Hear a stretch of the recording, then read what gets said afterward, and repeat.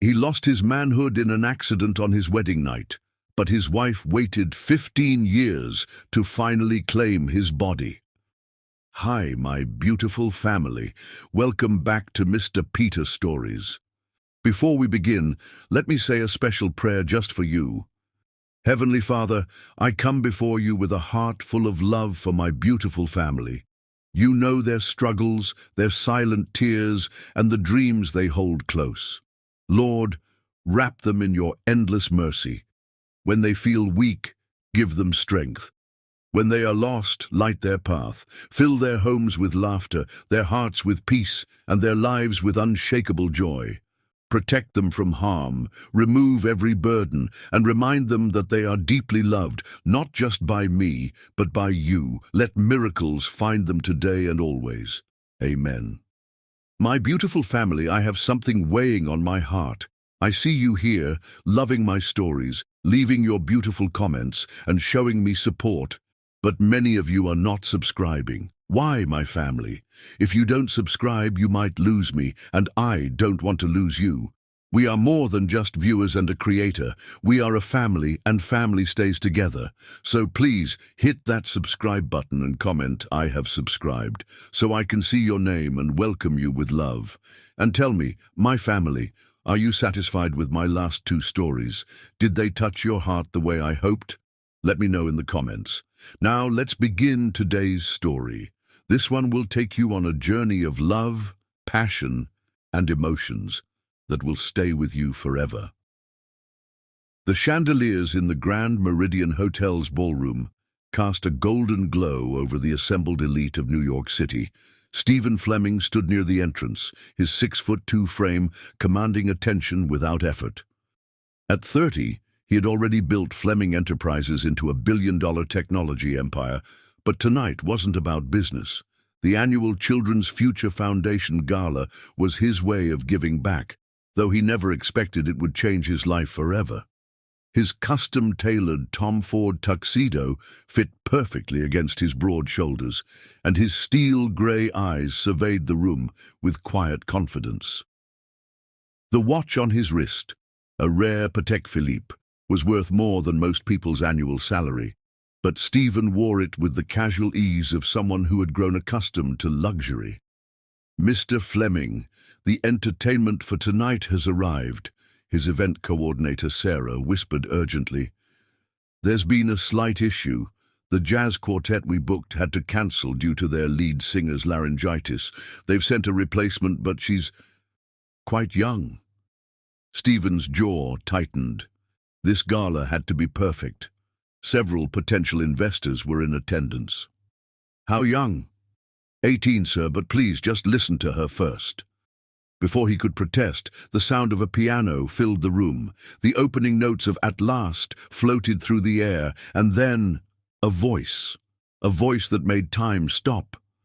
Stephen turned toward the stage, and his world shifted on its axis.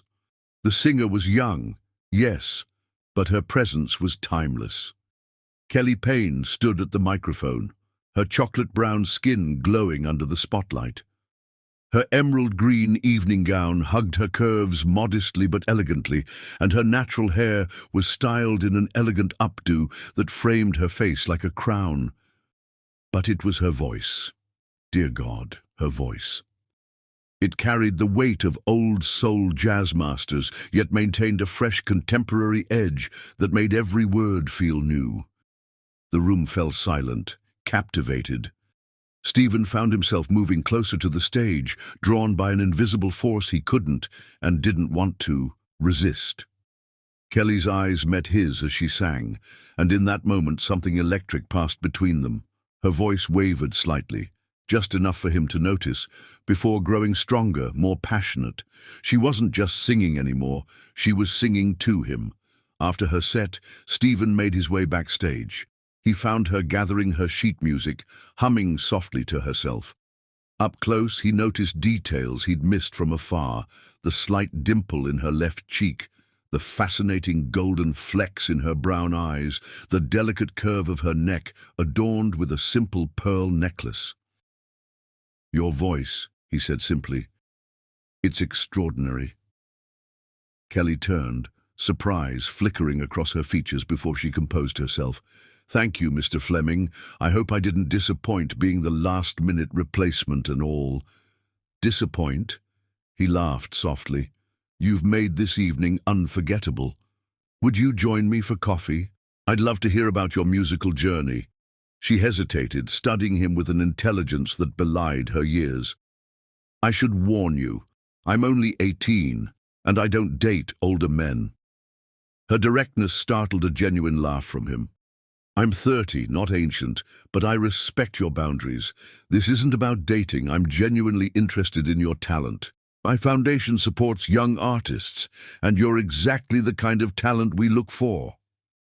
Something in his sincerity must have convinced her because she nodded. One coffee. In public. That one coffee turned into 3 hours of conversation. Kelly was no ordinary 18-year-old. She had graduated high school 2 years early, was taking online college courses in business and music, and had been supporting herself through singing gigs since her parents died in a car crash when she was 16.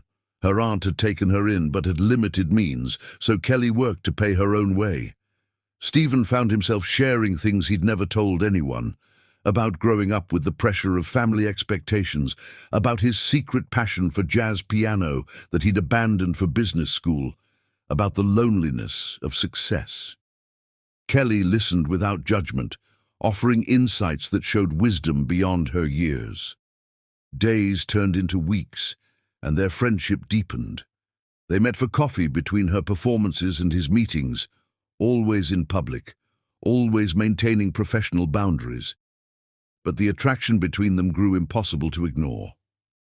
One evening, after watching her perform at a small jazz club, Stephen waited until the crowd dispersed. Kelly sat at the piano, playing soft melodies. "I can't pretend anymore," he said quietly. "I'm falling in love with you, Kelly. I know the age difference is significant. I know we come from different worlds. If you want me to walk away, I will. But I needed you to know." Kelly's fingers stilled on the keys. When she looked up, tears shimmered in her eyes. "I've been fighting it too. Do you know how hard it is to find reasons why this shouldn't happen? Everyone will judge us. Your family, your business associates, they'll never accept me. I don't care about them. I care about you, about us. You're more mature than anyone I've ever known. And age is just a number when two souls connect like ours do." She stood slowly, moving toward him. "Promise me something, Stephen. Promise me this isn't about my voice or my youth or some midlife crisis. Look into my eyes," he said softly. "I love your voice, yes, but I love your mind more. I love how you light up talking about music theory. I love your business plans for opening a music school someday. I love how you see the world, both its beauty and its flaws. I love that you're strong enough to face judgment and prejudice with grace. I love every part of you, Kelly Payne." She reached up, touching his face with trembling fingers. "I love you too, God help me, but I do." Their first kiss was gentle, tentative, full of promise. When they finally parted, both were breathing heavily. Kelly smiled, tears running down her cheeks. "We're crazy, you know that." "Crazy in love," Stephen agreed, pulling her close again. "And I wouldn't have it any other way." The media explosion was immediate and brutal. Headlines screamed about the age gap, about racial differences, about gold digging and cradle robbing. But Stephen and Kelly faced it together, their love growing stronger under pressure. Their courtship was a whirlwind of passionate discussions about music and business, quiet evenings at home, playing duets on Stephen's grand piano, and public appearances where they held their heads high despite the whispers. Kelly continued her education and performances, refusing to be merely Stephen Fleming's girlfriend. She challenged him intellectually, supported his business ventures with surprising insight, and loved him with a purity that made him want to be a better man. 6 months after they met, Stephen proposed.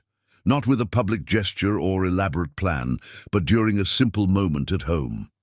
Kelly was cooking dinner, swaying to Miles Davis, when he wrapped his arms around her from behind. "Marry me," he whispered against her ear. "Be my partner in everything. Let's build a life together that defies every expectation and prejudice. Let's show the world what real love looks like."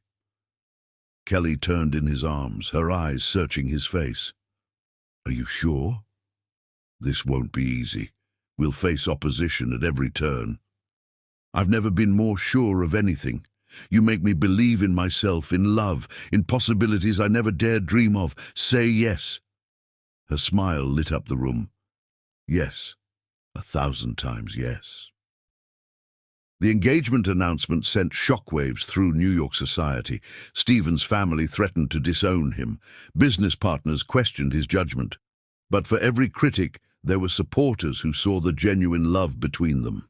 As they planned their wedding, Kelly insisted on a prenuptial agreement, not to protect Stephen's assets, but to prove to the world that she wasn't after his money. She continued performing and studying, maintaining her independence while preparing to step into the role of Mrs. Fleming. The night before their wedding, they sat on the balcony of Stephen's penthouse, looking out over the city lights. Kelly leaned against him, their fingers intertwined. "Tomorrow we change everything," she said softly. "Are you ready?" Stephen kissed her temple. "I'm ready to spend the rest of my life proving that love knows no boundaries, that when two hearts find each other, nothing else matters. Not age, not race, not society's expectations. You're my miracle, Kelly Payne, and tomorrow you become my wife." Kelly turned to face him, her eyes shining with tears and starlight. "And you, Stephen Fleming, are my destiny. Tomorrow can't come soon enough." Little did they know that their wedding night would test their love in ways they never imagined. But in that moment, on that balcony, their future seemed as bright and endless as the stars above. Their love story was just beginning, and it would become a testament to the power of true love to overcome every obstacle in its path. Chapter 2. The Wedding Night. The September evening air carried the lingering warmth of summer as Stephen and Kelly Fleming left their wedding reception. The ceremony had been a magnificent blend of traditions. Kelly's soulful gospel choir harmonizing with the classical string quartet Stephen's mother had insisted upon before refusing to attend. The empty seats where his family should have been hadn't mattered. The church had been filled with love and acceptance from those who chose to celebrate their union. Kelly's wedding dress was a masterpiece of ivory silk and delicate lace, custom designed to honor both her contemporary style and timeless elegance. The bodice hugged her curves before flowing into a graceful train, and tiny pearls adorned her veil like morning dew. She had never looked more beautiful, and Stephen couldn't take his eyes off her. "You're staring again, Mr. Fleming," she teased as they walked toward their waiting limousine, her hand warm in his. "Can you blame me, Mrs. Fleming?" He brought her hand to his lips, kissing her wedding ring. The simple platinum band held a rare black diamond, unique and extraordinary, just like their love. "You've made me the happiest man alive." The reception had been a grand affair at the Plaza Hotel, where Kelly had surprised everyone by performing a jazz rendition of "At Last," the song that had brought them together.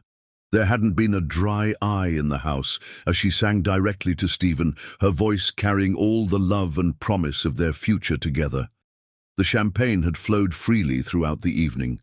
Stephen, normally careful with alcohol, had indulged in multiple toasts.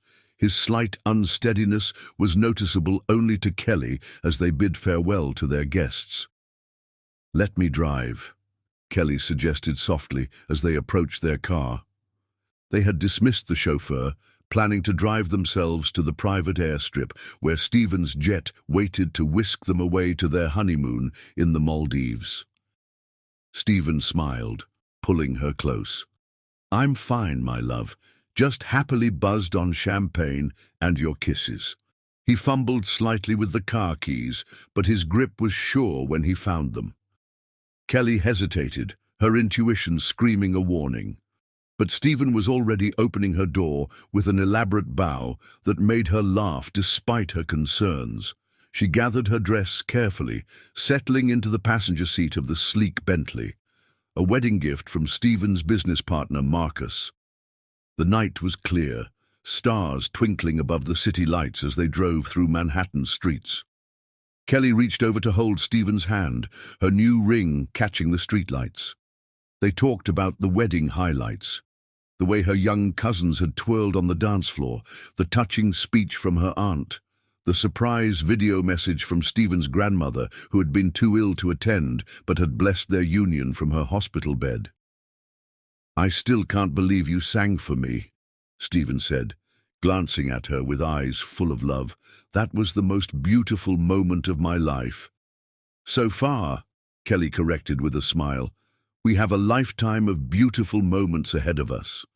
They were on the highway now, the city falling away behind them. Stephen's driving was smooth, but Kelly noticed his reactions were slightly delayed. She was about to suggest they pull over when it happened. The deer appeared suddenly, its eyes reflecting their headlights like twin moons. Stephen swerved instinctively, too sharply. Kelly's scream pierced the night as the car spun out of control. Time seemed to slow and speed up simultaneously, the world turning into a kaleidoscope of lights and shadows. The impact, when it came, was devastating. Metal screamed against metal as the Bentley slammed into the guardrail before rolling multiple times. Kelly's airbag deployed, but she remained conscious, held secure by her seatbelt. Through the chaos, her only thought was of Stephen. When the car finally stopped, upside down in the median, an eerie silence fell. Kelly hung suspended, her wedding dress now stained with blood from small cuts. "Stephen." Her voice trembled. "Stephen, please answer me." Nothing. The next moments were a blur of emergency responses. Firefighters cut through the wreckage to free them. Kelly refused to leave Stephen's side, but the paramedics insisted on separating them to provide immediate care. The last thing she saw before they loaded him into a separate ambulance was his unconscious form, blood matting his dark hair. At New York Presbyterian Hospital, Kelly paced the waiting room still in her ruined wedding dress, ignoring the doctor's attempts to examine her own injuries. Her aunt arrived to find her in this state, a bride transformed into a sentinel, keeping desperate vigil for news of her groom. "Baby girl, please let them check you out," her aunt pleaded. "I'm fine," Kelly insisted, though she was anything but. "I need to be here when he wakes up. He has to wake up, Auntie. He has to." Hours stretched into days. Kelly maintained her vigil, leaving Stephen's side only when forced to by the medical staff. She slept in a chair by his bed, her wedding dress exchanged for hospital scrubs, her elaborate hairstyle falling into natural curls around her face. She sang to him softly, jazz standards, gospel hymns, anything to reach through the darkness and bring him back to her. Nurses paused in their rounds to listen, moved by the love and desperation in her voice. On the third day, Stephen's eyes finally fluttered open.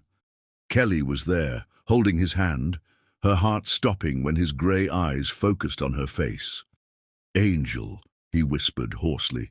Kelly burst into tears, pressing kisses to his hand. "I'm here, my love. I'm right here." The relief was short-lived. As Stephen became more aware, the doctors began their tests.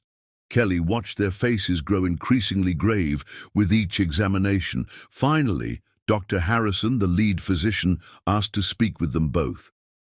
"Mr. Fleming," the doctor began, his voice carefully professional, "the accident caused significant trauma to your lower spine and pelvic region. While we've managed to repair much of the damage, there are some complications." Stephen's grip on Kelly's hand tightened. "What kind of complications?" The doctor's words fell like bombs in the quiet room. "I'm sorry, Stephen. You survived, but the accident has left you incapable of being a man in the way you once were. You can't have a passionate night again." The silence that followed was deafening. Kelly felt Stephen's hand go limp in hers as the implications sank in. Their wedding night, meant to be filled with passion and new beginnings, had instead become a nightmare that would haunt them forever. "No," Stephen whispered, his voice breaking. "No, there must be something you can do. Surgery, therapy, anything." Dr. Harrison shook his head. "We've done everything we can for now. With time and rehabilitation, you'll regain most of your mobility, but the nerve damage, I'm sorry, but that aspect of your life will never be the same." Kelly hadn't moved, hadn't spoken. She was staring at their joined hands, at the wedding rings that symbolized promises made just days ago, promises that now seemed cruelly ironic. When the doctor left, Stephen turned to her, tears burning in his eyes. His face, still bruised from the accident, contorted with anguish. "You deserve better," he choked out. "You deserve someone who can give you everything. You're only 18. You have your whole life ahead of you. You can leave me and find someone who can give you what I can't." Kelly's head snapped up, her eyes blazing with an intensity that took his breath away. She reached out, taking his face between her hands, forcing him to meet her gaze. "Listen to me, Stephen Fleming," she said, her voice fierce with emotion. "You are my first and last love. I will never leave you. Do you hear me? Never." "But Kelly, you don't understand. We can never—" "I understand perfectly," she interrupted. "I understand that I just watched the man I love almost die. I understand that I've spent 3 days praying to any god who would listen to just let you wake up. I understand that my heart beats in time with yours, and that nothing could make me leave you." Her youth made her words even more powerful. At 18, she understood love with a clarity that put those twice her age to shame. There was no hesitation in her voice, no doubt in her eyes. "But our wedding night," Stephen began. Kelly leaned forward, pressing her forehead to his. "Our wedding night isn't defined by what we can't do. It's defined by the fact that we're both here, both alive, both together. That's all that matters." She climbed carefully onto the hospital bed beside him, mindful of his injuries and the various tubes and monitors. Curling into his side, she placed her hand over his heart. "Feel that," she whispered. "Your heart is beating. After everything, it's still beating. That's our wedding night miracle. Everything else we'll figure out together." Stephen's arms went around her, holding her as tightly as his injured body would allow. His tears fell into her hair as she began to sing softly, at last, their song, but with different meaning now. At last, he was awake. At last, they were together. At last, they could begin healing. Outside the hospital room, night fell over New York City. Their wedding night was nothing like they had planned, but it was theirs. In that sterile room, surrounded by machines and uncertainty, their love proved itself stronger than any physical limitation. Kelly fell asleep in Stephen's arms, her breathing steady against his chest. He stayed awake, watching her, marveling at the strength in her small frame, the depth of love in her young heart. The future was uncertain, filled with challenges they never expected to face. But as he held his sleeping bride, Stephen made a silent vow. He would spend every day proving himself worthy of her love, her faith, her unwavering dedication. Their wedding night hadn't ended in passion, but it had ended in something perhaps more profound, a love tested by fire and found unbreakable. As dawn broke over the city, painting the hospital room in soft gold, Stephen finally closed his eyes, secure in the knowledge that whatever came next, they would face it together. The accident had taken much from them, but it had given them something too. Proof that their love transcended the physical, that their bond was deeper than desire. Their wedding night had become a beginning after all, just not the one they had planned. It was the beginning of a journey that would test their strength, their faith, and their love in ways they never imagined. But for now, in the quiet of that hospital room, they slept in each other's arms, husband and wife, survivors, soulmates. The night had not brought passion, but it had brought peace, and the certainty that their love could withstand any storm. Chapter 3. Unshakable Love. The autumn sun filtered through the hospital windows, casting long shadows across Stephen's bed. 6 weeks had passed since the accident, and each day brought new challenges. Physical therapy sessions left him exhausted and frustrated, his body refusing to cooperate with his demands. But through it all, Kelly remained his constant, his anchor in a storm of uncertainty. She had transformed their sterile hospital room into something almost homely. Fresh flowers appeared daily, their sweet scent masking the antiseptic hospital smell. Jazz played softly from a small speaker she'd brought from home, and photographs of their wedding day adorned the walls, moments frozen in time before everything changed. This morning, Kelly sat cross-legged in the chair beside his bed, her textbook spread across her lap. She insisted on continuing her online courses, studying during his rest periods. Stephen watched her, marveling at how she balanced everything, her education, his care, and the endless parade of doctors and therapists. "You're staring again," she said without looking up from her business economics textbook. "How can I not?" His voice was stronger now, though still carrying the weight of unspoken pain. "You're beautiful when you're concentrating. That little crease appears between your eyebrows." She glanced up, smiling. The dark circles under her eyes couldn't dim her radiance.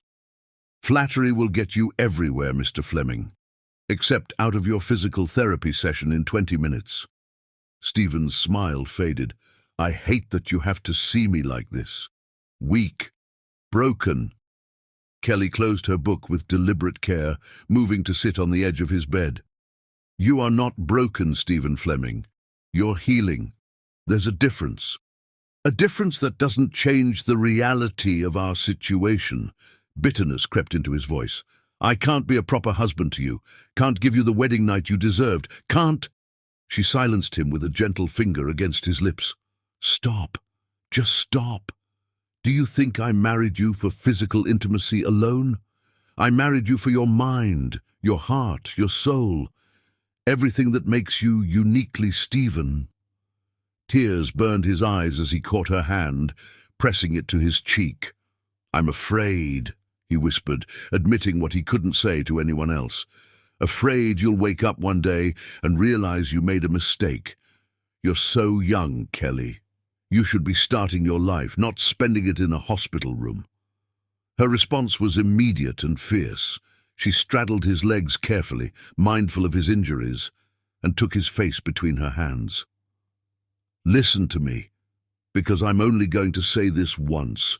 You are my life, not some abstract future I might have had, not some other path I could have taken.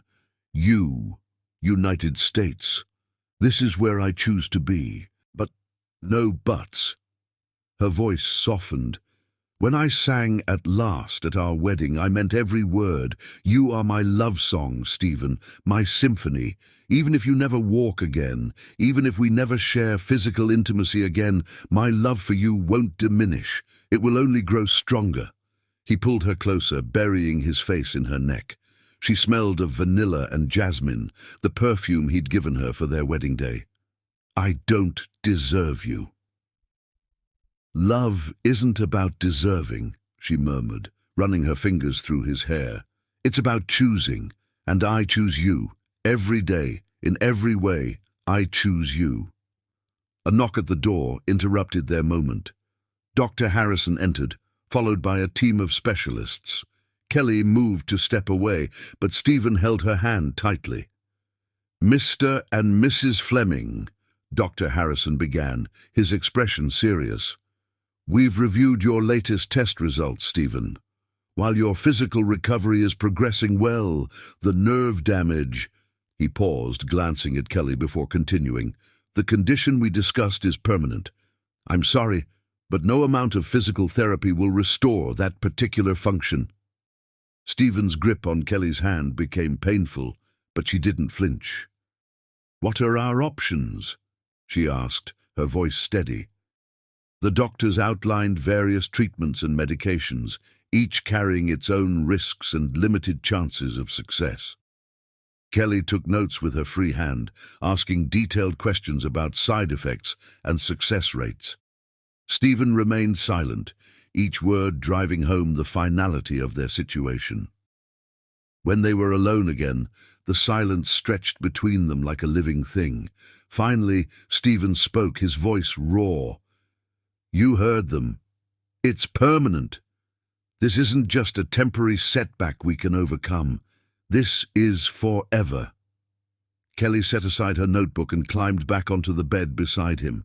"Then we'll face forever together. Do you remember our wedding vows, in sickness and in health, for better or worse?" "This is definitely the worse part," he said with a bitter laugh. "No." She shook her head firmly. "The worst part was watching you lie unconscious for 3 days, not knowing if you'd wake up. This question mark, this we can handle, this we can face together." Days melted into weeks as Stephen progressed through his rehabilitation. Kelly became an expert in his care, learning every medical term, every procedure. She scheduled her classes around his therapy sessions, studied during his rest periods, and sang to him when the pain became too much to bear. Their nights took on a different kind of intimacy. Unable to express their love physically, they discovered deeper ways to connect. Kelly would lie beside him, careful of his injuries, and they would talk for hours.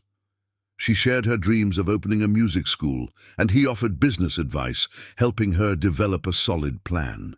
They discussed literature, philosophy, music, their minds dancing together even when their bodies couldn't. One night, during a particularly bad spell of pain, Stephen watched Kelly sleeping in the uncomfortable hospital chair. She had refused to go home, insisting on staying despite his protests. The moonlight silvered her skin, making her look ethereal. Even exhausted, she was the most beautiful thing he'd ever seen. "I love you," he whispered into the darkness, "more than I ever thought possible." Her eyes fluttered open, catching him by surprise. "I love you too," she murmured sleepily, "always and forever." The next morning brought a breakthrough in physical therapy. With Kelly's support, Stephen took his first steps since the accident. His legs trembled with the effort, sweat beading on his forehead, but determination burned in his eyes. "That's it, baby," Kelly encouraged, her voice thick with emotion. "You've got this, one step at a time." When he finally collapsed back into the wheelchair, exhausted but triumphant, Kelly knelt before him. "You are the strongest person I know," she said firmly. "And don't you dare say you're not. I just watched you defy every limitation they put on you." Stephen touched her cheek, his fingers trembling. "I'm strong because of you. You give me something to fight for." Their moment was interrupted by an unexpected visitor. Marcus Chen, Stephen's business partner, stood in the doorway, his expression unreadable. "Stephen, Kelly, we need to talk." Kelly's protective instincts flared. "He's tired. This can wait." But Stephen squeezed her hand. "It's okay, love. Let's hear what Marcus has to say." Marcus entered the room, his expensive suit out of place among the medical equipment. "The board is concerned," he began without preamble. "Your extended absence combined with rumors about your condition. They're questioning your ability to lead the company." "Rumors?" Kelly's voice was dangerously quiet. "You mean the private medical information that somehow leaked to the press?" Marcus had the grace to look uncomfortable. "The shareholders are nervous. The stock is dropping. They're calling for new leadership." "Temporary leadership," Stephen clarified, his business instincts kicking in despite his exhaustion. "Until I recover." "Stephen," Marcus hesitated. "They're pushing for permanent changes. A vote of no confidence is scheduled for next week." The news hit like a physical blow. Fleming Enterprises was more than just a company to Stephen. It was his legacy, built from nothing through years of hard work and sacrifice. The thought of losing it, especially now. Kelly stood, her small frame radiating fury. "Get out," she said quietly. "Get out before I forget my manners entirely." "Kelly," Marcus tried to placate her, "you have to understand." "I understand perfectly." Her voice could have frozen fire. "I understand that while my husband fights for his recovery, the vultures are circling. I understand that friendship means nothing in the face of profit. I understand that you're here to twist the knife, not help. Now get out." Marcus left, but the damage was done. Stephen stared out the window, his face a mask of despair. "They're right," he said quietly. "I can't run a company like this. I can barely walk." Kelly knelt beside his wheelchair, taking his hands in hers. "Listen to me. Your mind is as sharp as ever. Your business instincts haven't changed. This is just temporary. You heard the doctors. You'll walk again. You'll get stronger. We'll fight this." "How?" The word was barely a whisper. "How can we fight the entire board?" "Together," she said firmly. "Like we fight everything else. One day at a time, one battle at a time. You taught me about business, remember? Now let me use what I've learned to help you." She pulled out her laptop, opening spreadsheets and financial reports. Despite her youth, Kelly had been absorbing everything about the business world, preparing for her future role as Stephen's partner in every sense. Now, that knowledge became a weapon. Together, they worked late into the night, developing strategies, identifying allies on the board, finding legal precedents to challenge the vote. Kelly's fresh perspective, combined with Stephen's experience, created solutions neither would have seen alone. As midnight approached, Kelly noticed Stephen's exhaustion. "Enough for tonight," she said gently, closing the laptop. "You need rest." "I need you," he replied simply. "I don't know what I'd do without you, Kelly." She helped him back into bed, then curled up beside him, her head resting on his chest. "You'll never have to find out. I'm not going anywhere." The moonlight painted patterns on the wall as they lay together, their hearts beating in sync. Physical intimacy might be denied them, but their souls were more intertwined than ever. "Sing for me," Stephen asked softly. "Our song." Kelly's voice filled the room, soft and sweet. "At last, my love has come along." The familiar lyrics took on new meaning, speaking of a love that transcended physical boundaries, a connection that grew stronger through adversity. As she sang, Stephen's fingers traced patterns on her arm, and for a moment, all the challenges ahead faded away. They were just Stephen and Kelly, two hearts beating as one, their love a fortress against the world. Morning would bring new battles, physical therapy, business challenges, medical procedures.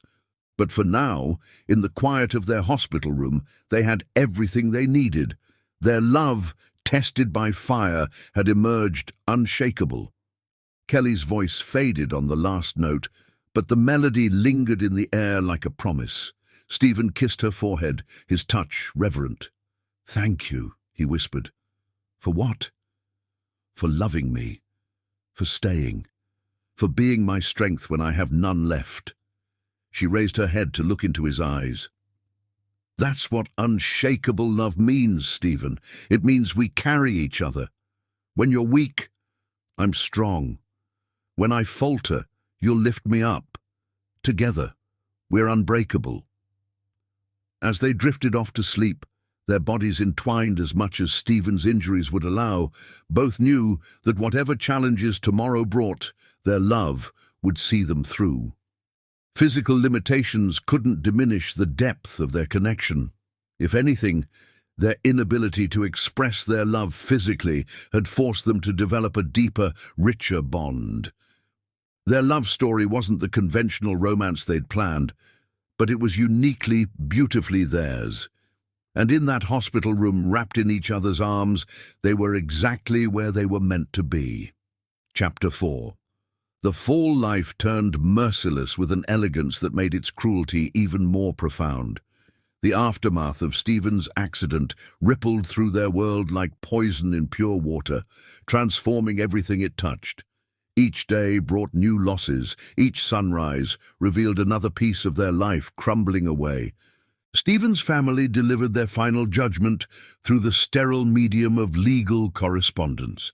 His mother's words, typed on expensive stationery bearing the Fleming family crest, cut deeper than any surgeon's scalpel.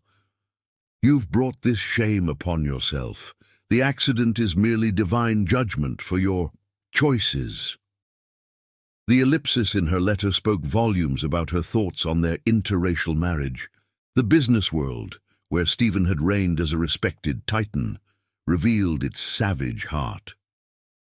Marcus Chen, his trusted partner of 10 years, orchestrated their downfall with surgical precision. While Stephen lay in his hospital bed learning to live with his new limitations, Marcus moved through the board like a virus, infecting one member after another with carefully crafted doubts. "The company needs stability," Marcus argued during a board meeting deliberately scheduled in Stephen's hospital room. "We can't have a CEO whose judgment is compromised both personally and professionally." His eyes flickered to Kelly, making clear which personal decisions he meant. Kelly, arranging flowers by Stephen's bed, stiffened at the implication. At 18, she carried herself with more dignity than the board members twice her age. "My husband built this company from nothing," she stated, her voice carrying the pure, clear notes that had first captured Stephen's heart. "His judgment created your fortunes." Marcus's smile held rehearsed compassion. "Mrs. Fleming, business is business, nothing personal." But everything about his coup was personal, from its timing to its execution. Within months, they lost everything. The hostile takeover was merely the beginning. Marcus discovered ways to challenge Stephen's shares, freeze his assets, and question every financial decision from the past year. Legal fees mounted as they fought back, their resources draining away like blood from an unseen wound. The magnificent Manhattan penthouse went first. Kelly spent their final night there, moving through rooms that had witnessed their early joy, carefully packing memories while leaving luxury behind. Their wedding album, Stephen's cherished first-edition books, the jazz records that had scored their romance, these precious items she preserved. The rest, the designer furniture, the art collection, the trappings of wealth, she left like shed skin. Their vacation properties followed. The Hamptons estate where they'd planned to raise children, the Aspen chalet they'd visited just once before the accident. Each sale felt like amputating another piece of their dreams. Their fleet of luxury vehicles disappeared one by one, replaced by a single modest sedan that Kelly used to drive Stephen to his endless medical appointments. When even their investment portfolios had to be liquidated to cover mounting medical bills and legal fees, Kelly faced their circumstances with remarkable grace. "Things are just things," she whispered, holding Stephen's hand as they signed away another piece of their former life. "We have each other. That's what matters." They found a small rental house in a working-class neighborhood, its faded Victorian architecture a ghost of past elegance. Water stains mapped unknown stories on the walls, floorboards creaked secrets of previous inhabitants, and the plumbing played erratic symphonies at midnight. But Kelly approached their reduced circumstances with the same determination she brought to everything. Between caring for Stephen and working nights, she learned home repair from online videos. Her delicate hands, once adorned with designer rings, now gripped wrenches and paintbrushes. She transformed their diminished space into something that, if not luxurious, held its own kind of dignity. Stephen struggled more with their fall. Physical therapy consumed his days, his body slowly relearning movements that had once been automatic. But it was the psychological weight that threatened to crush him, watching his 18-year-old wife shoulder burdens that should have been his to bear. Kelly took night jobs singing in local jazz clubs, her extraordinary voice earning them just enough to survive.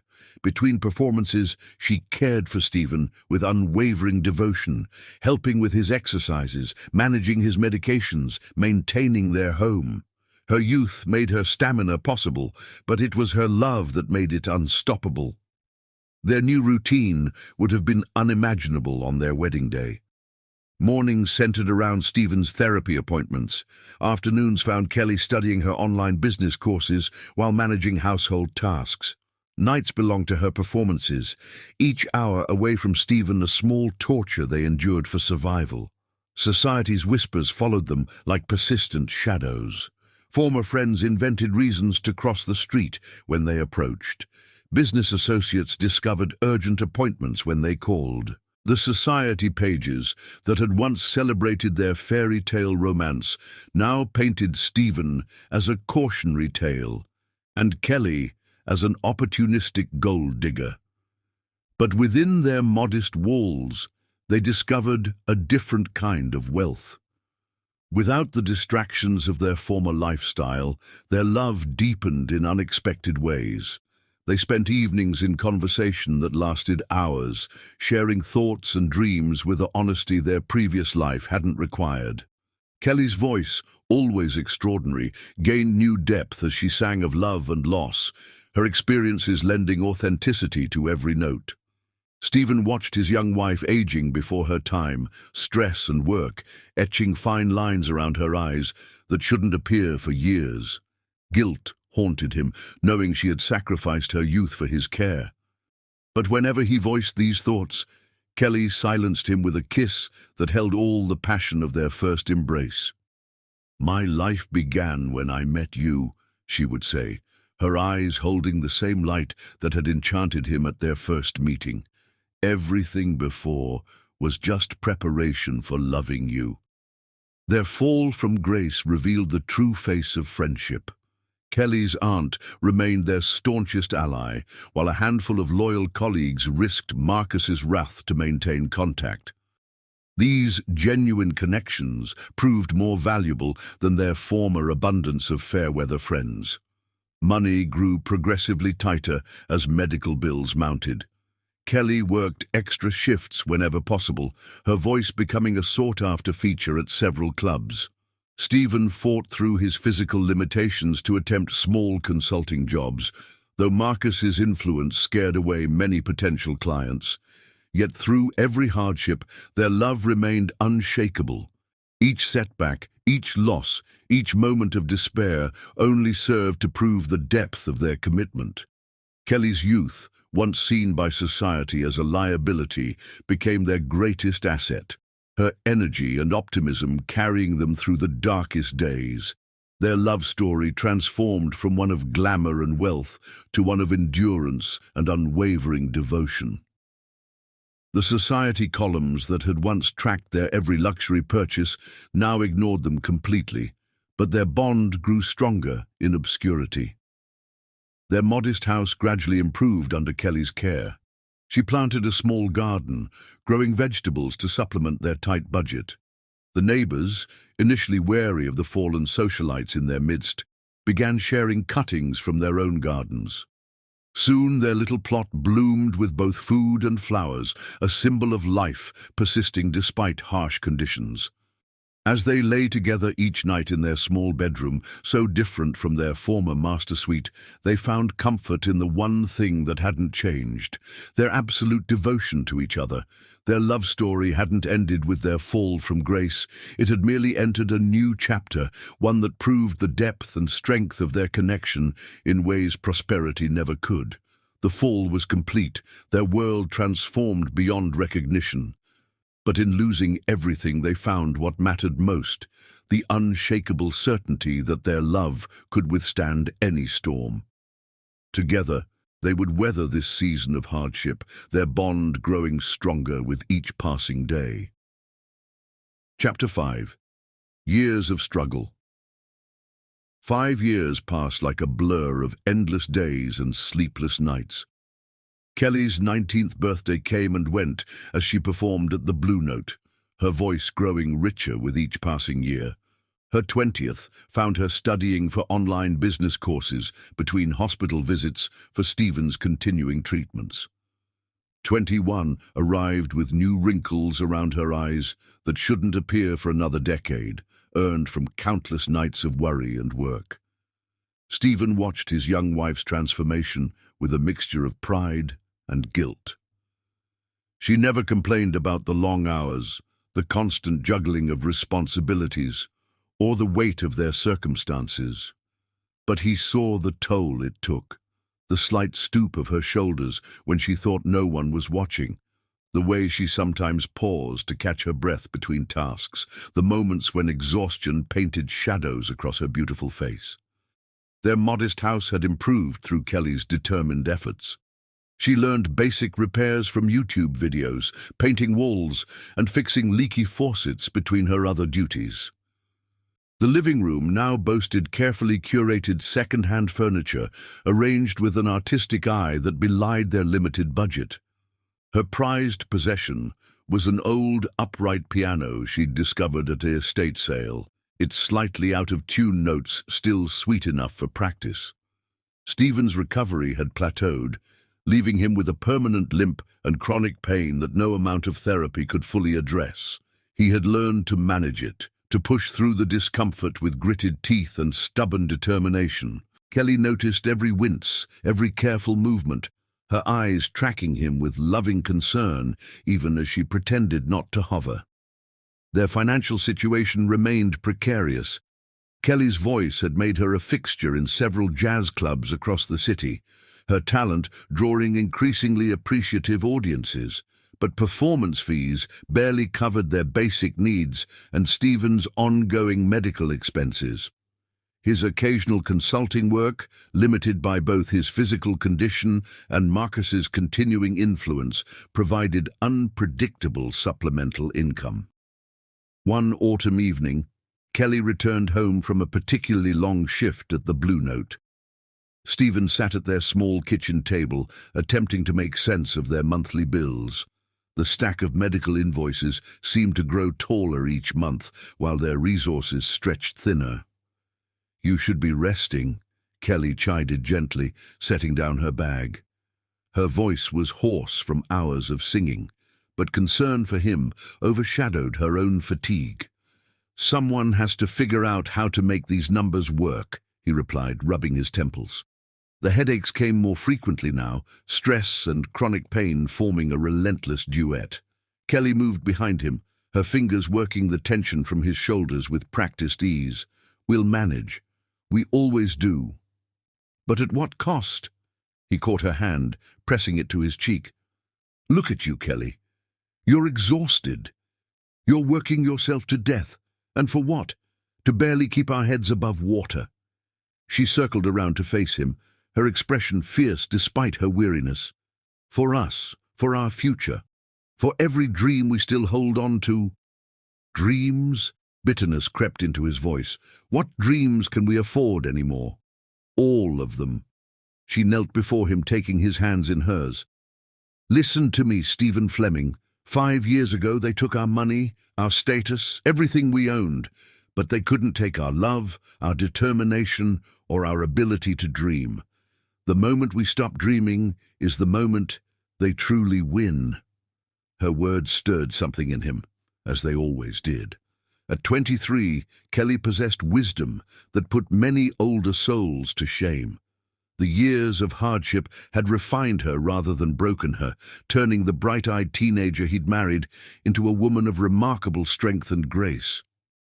"Tell me your dreams," he whispered, needing to hear them, to borrow her unwavering faith.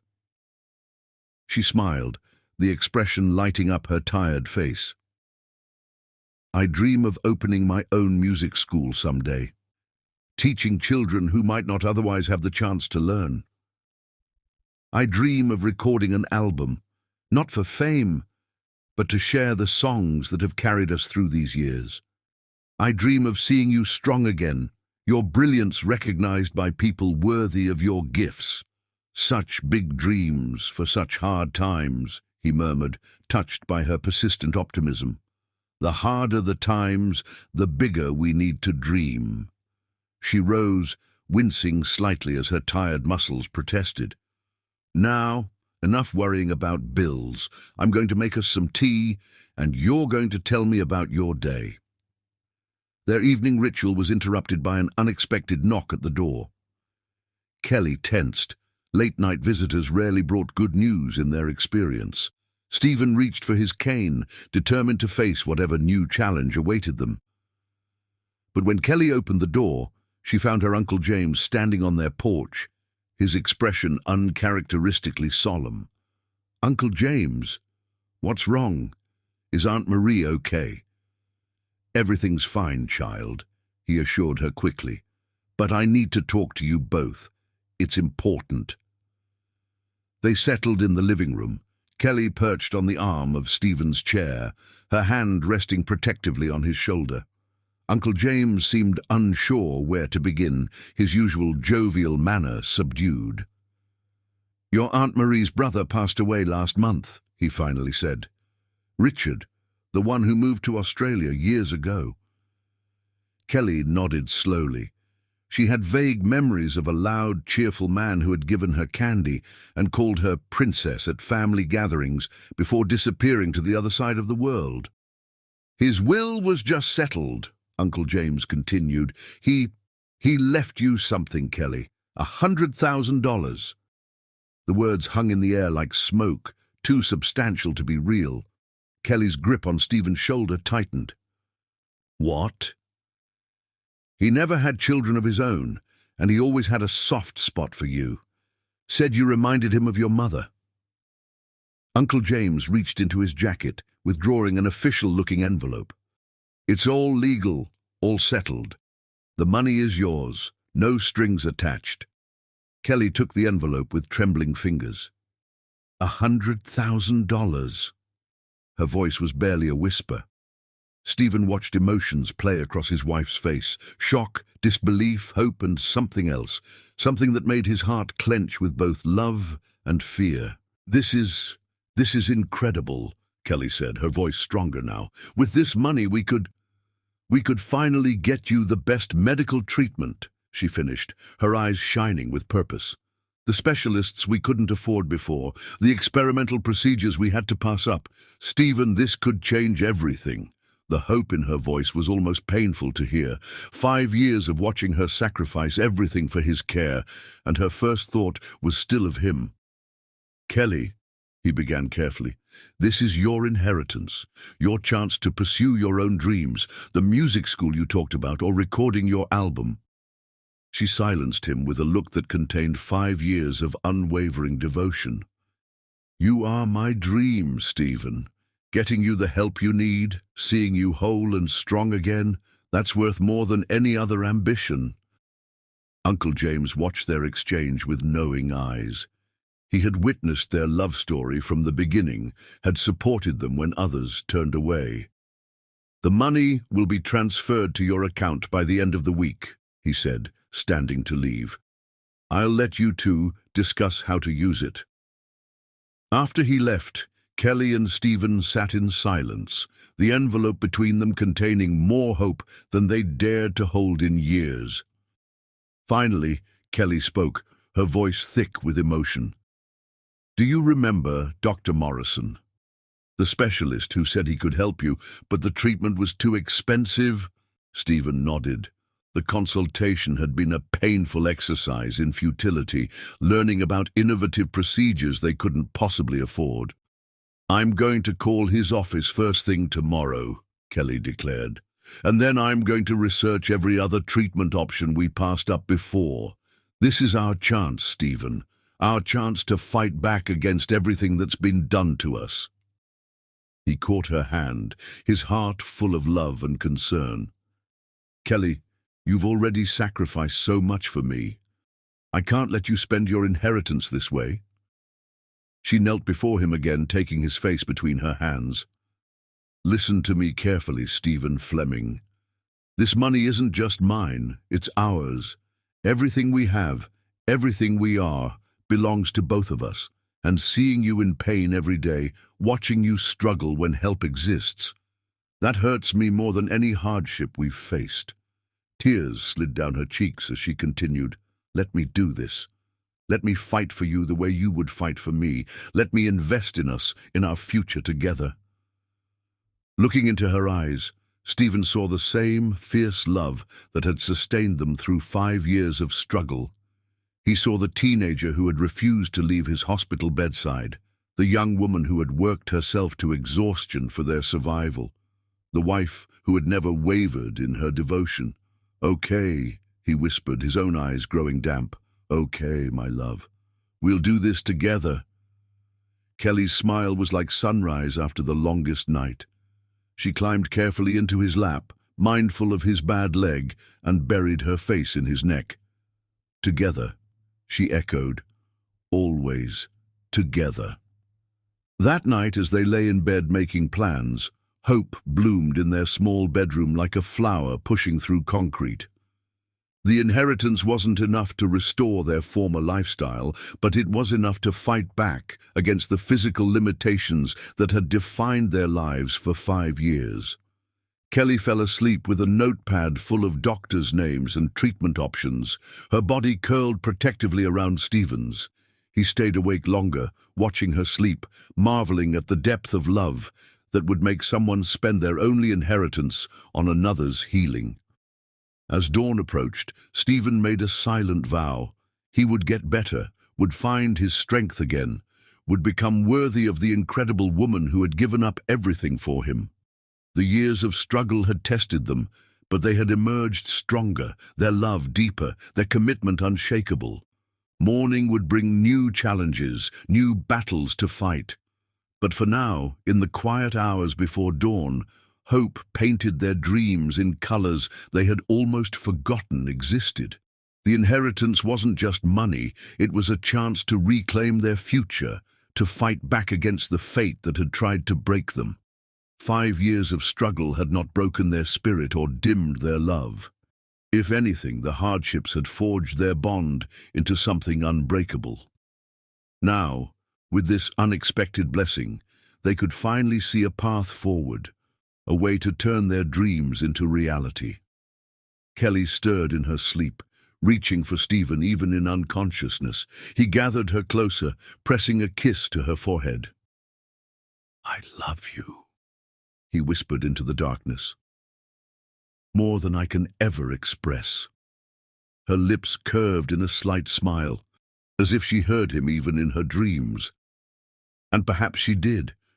Their connection had grown so deep over the years that words were often unnecessary. They had learned to read each other's thoughts in gestures, in touches, in the silent language of shared suffering and unwavering love.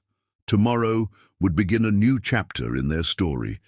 But tonight, hope kept watch over their sleep, promising better days ahead. Chapter 6. The Ultimate Sacrifice.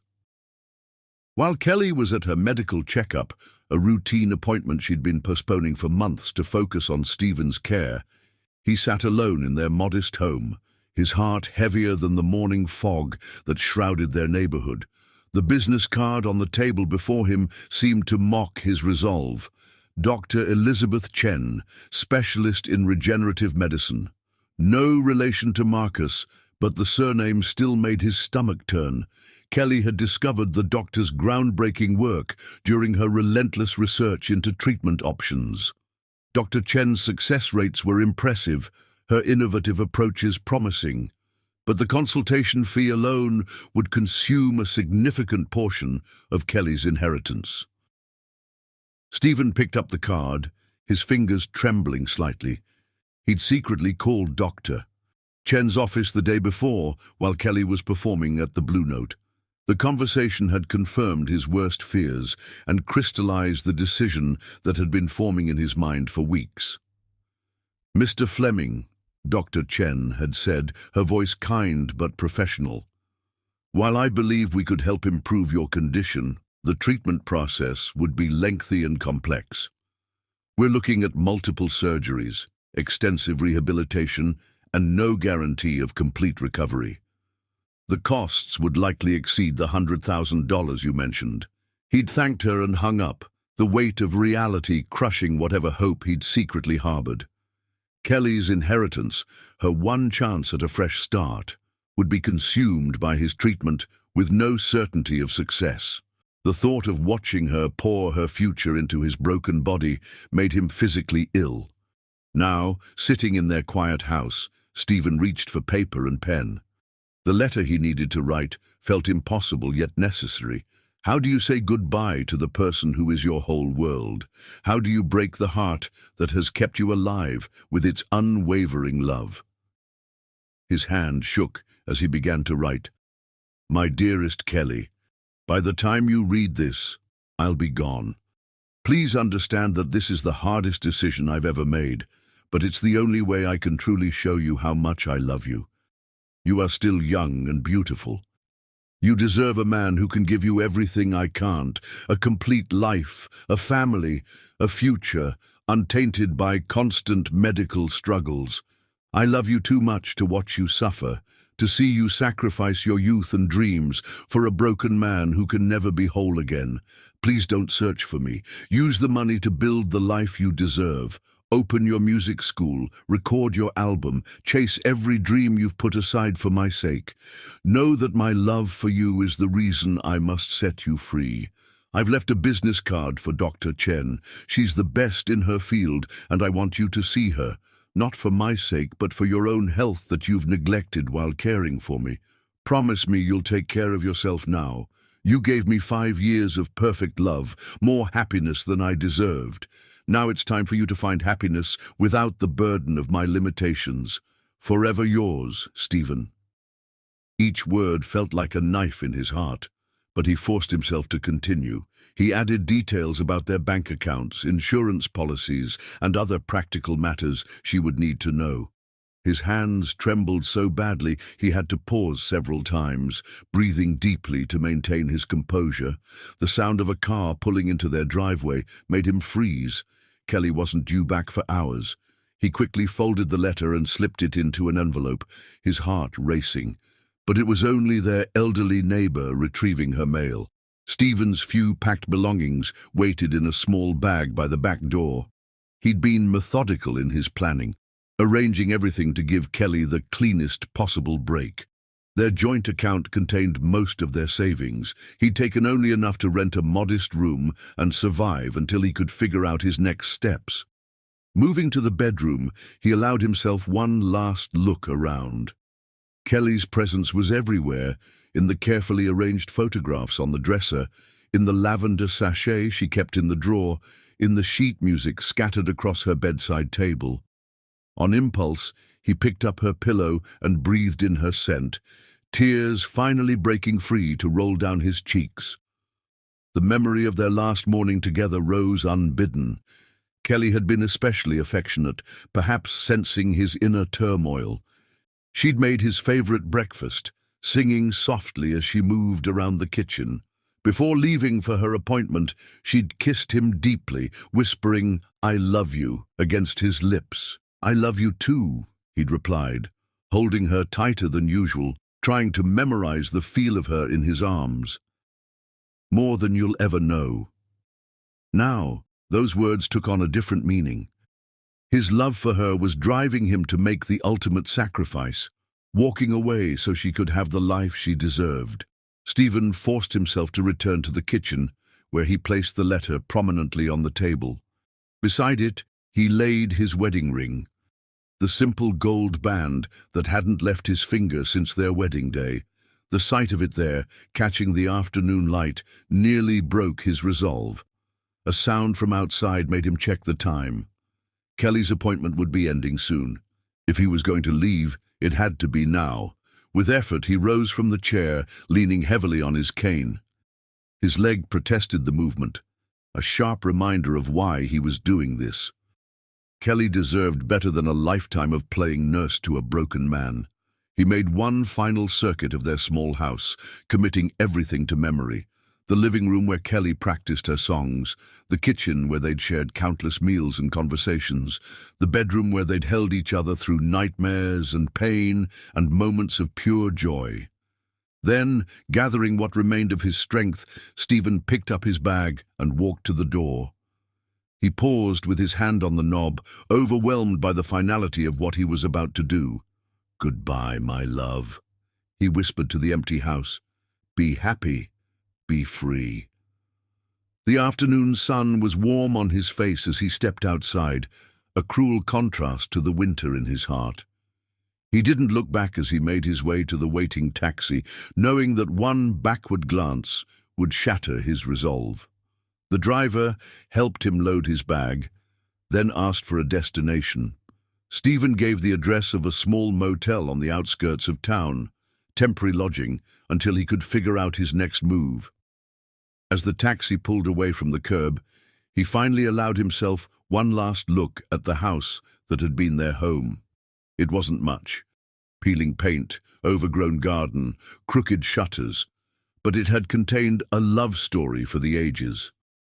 In that modest house, he and Kelly had faced poverty, illness, and despair, emerging stronger because they faced it together. Now he was leaving, not because their love had failed, but because it demanded this final sacrifice. The taxi turned a corner, and the house disappeared from view. Stephen closed his eyes, tears sliding silently down his cheeks. In his pocket, he carried a single photograph, Kelly on their wedding day, her face radiant with joy and love. It would be his only companion in the lonely days ahead. His destination was a rundown motel that had seen better days. The room was small and shabby, with water stains on the ceiling and a bed that creaked ominously. But it didn't matter. Nothing mattered except knowing that Kelly would be free to build a better life without him. As evening approached, Stephen sat on the edge of the bed, imagining Kelly returning home from her appointment. Would she call out his name? How long would she search the house before finding his letter? Would she understand that he left because he loved her too much to stay? The pain in his chest was worse than any physical agony he'd endured, but he forced himself to remember why he was doing this. Kelly was young, beautiful, talented. She deserved a future filled with music and joy, not endless hospital visits and financial strain. On the bedside table, he placed Dr. Chen's business card, not this copy, but an identical one he'd left for Kelly. His research had confirmed that she was not only a brilliant doctor, but also worked with performers, understanding the unique needs of musicians. Kelly would be in good hands. Night fell, bringing no peace. Stephen lay awake, his body aching from the unfamiliar bed, his heart aching for the woman he'd left behind. Every fiber of his being screamed at him to go back, to fold Kelly in his arms and never let go. But love sometimes meant making impossible choices, and in the end, this was the only choice he could make, setting free the woman who had given him everything, so she could find the happiness she deserved. As midnight approached, his phone buzzed with incoming calls and messages. Kelly's name lit up the screen again and again, each notification a dagger to his heart. He couldn't answer. One word from her would crumble his resolve. Instead, he turned off the phone, cutting his last connection to the life he was leaving behind. In the darkness of the motel room, Stephen Fleming faced the longest night of his life, knowing that somewhere, the woman he loved more than life itself was reading his letter and feeling her world shatter. But he clung to the belief that this pain was temporary, that Kelly would eventually understand and build the beautiful life she deserved. Tomorrow would bring new challenges, finding permanent lodging, figuring out how to manage his medical needs, learning to live without the light of Kelly's love. But for now, he lay in the darkness, holding tight to the memory of their last kiss, praying that someday she would forgive him for loving her enough to let her go. Before sleep finally claimed him, Stephen whispered into the emptiness, "Be happy, my love. Be free." The words echoed in the shabby room, a prayer and a promise and a goodbye all in one. Outside, the city continued its endless rhythm, unaware that one of the greatest love stories it had ever witnessed was being voluntarily ended by a man who believed that true love sometimes meant walking away. In his dreams, Kelly's voice sang their song, a bittersweet lullaby that would haunt him for all the lonely days to come. Chapter 7. Determination. Kelly's scream upon finding Stephen's letter echoed through their empty house, a sound of pure anguish that made the neighbor's dogs howl in response. Her legs gave out as she read his words, and she sank to the kitchen floor, the paper trembling in her hands. "You idiot," she whispered through her tears. "You noble, stubborn, beautiful idiot." The medical checkup had gone well. She was healthy despite years of overwork and stress. She'd been eager to share this news with Stephen, to show him that caring for him hadn't damaged her health as he feared. Instead, she came home to find his wedding ring gleaming accusingly on their kitchen table, his letter breaking her heart with every carefully written word. But Kelly Fleming wasn't a woman who stayed broken for long. As the initial shock subsided, determination took its place. She reread the letter, this time looking for clues rather than just absorbing the pain of his goodbye. The business card for Dr. Chen caught her attention. She remembered finding it during her research, remembered planning to discuss the doctor with Stephen. Now she understood why he'd left it behind, not just as a recommendation for her health, but as a breadcrumb for her to follow. "You want me to use the money for myself," she said to the empty room. "Fine, I'll invest it, and when it grows, I'll have enough for both our dreams." Kelly spent that first night calling every hospital, hotel, and motel in the area. Each negative response only strengthened her resolve. She knew Stephen, his limitations, his habits, his needs. He couldn't have gone far, not with his medical conditions and limited resources. Between calls, she studied their bank statements. Stephen had taken only a small amount, enough for temporary lodging and basic needs. The bulk of their savings, including her inheritance, remained untouched. "Always protecting me," she murmured, touching the statement that showed his final withdrawal. "Even when you're breaking my heart." The next morning, Kelly began implementing her plan. First, she visited her broker, a woman who had helped many small investors build substantial portfolios. "I have $100,000 to invest," Kelly stated without preamble, "and I need it to grow, significantly and quickly." The broker, Sarah Chen, raised an eyebrow. "Quick growth usually means high risk." "I understand risk," Kelly replied. "I also understand business cycles, market trends, and the power of strategic timing. I've spent 5 years studying while caring for my husband. Now I need to put that knowledge to work." Something in her tone must have convinced Sarah, because she leaned forward with new interest. "Tell me your thoughts." Kelly pulled out a carefully researched list of potential investments. She'd been tracking these companies for months, analyzing their patterns and potential. Some were established firms poised for breakthrough developments. Others were startups with innovative technologies. "Impressive analysis," Sarah commented, reviewing Kelly's notes. "You've done your homework."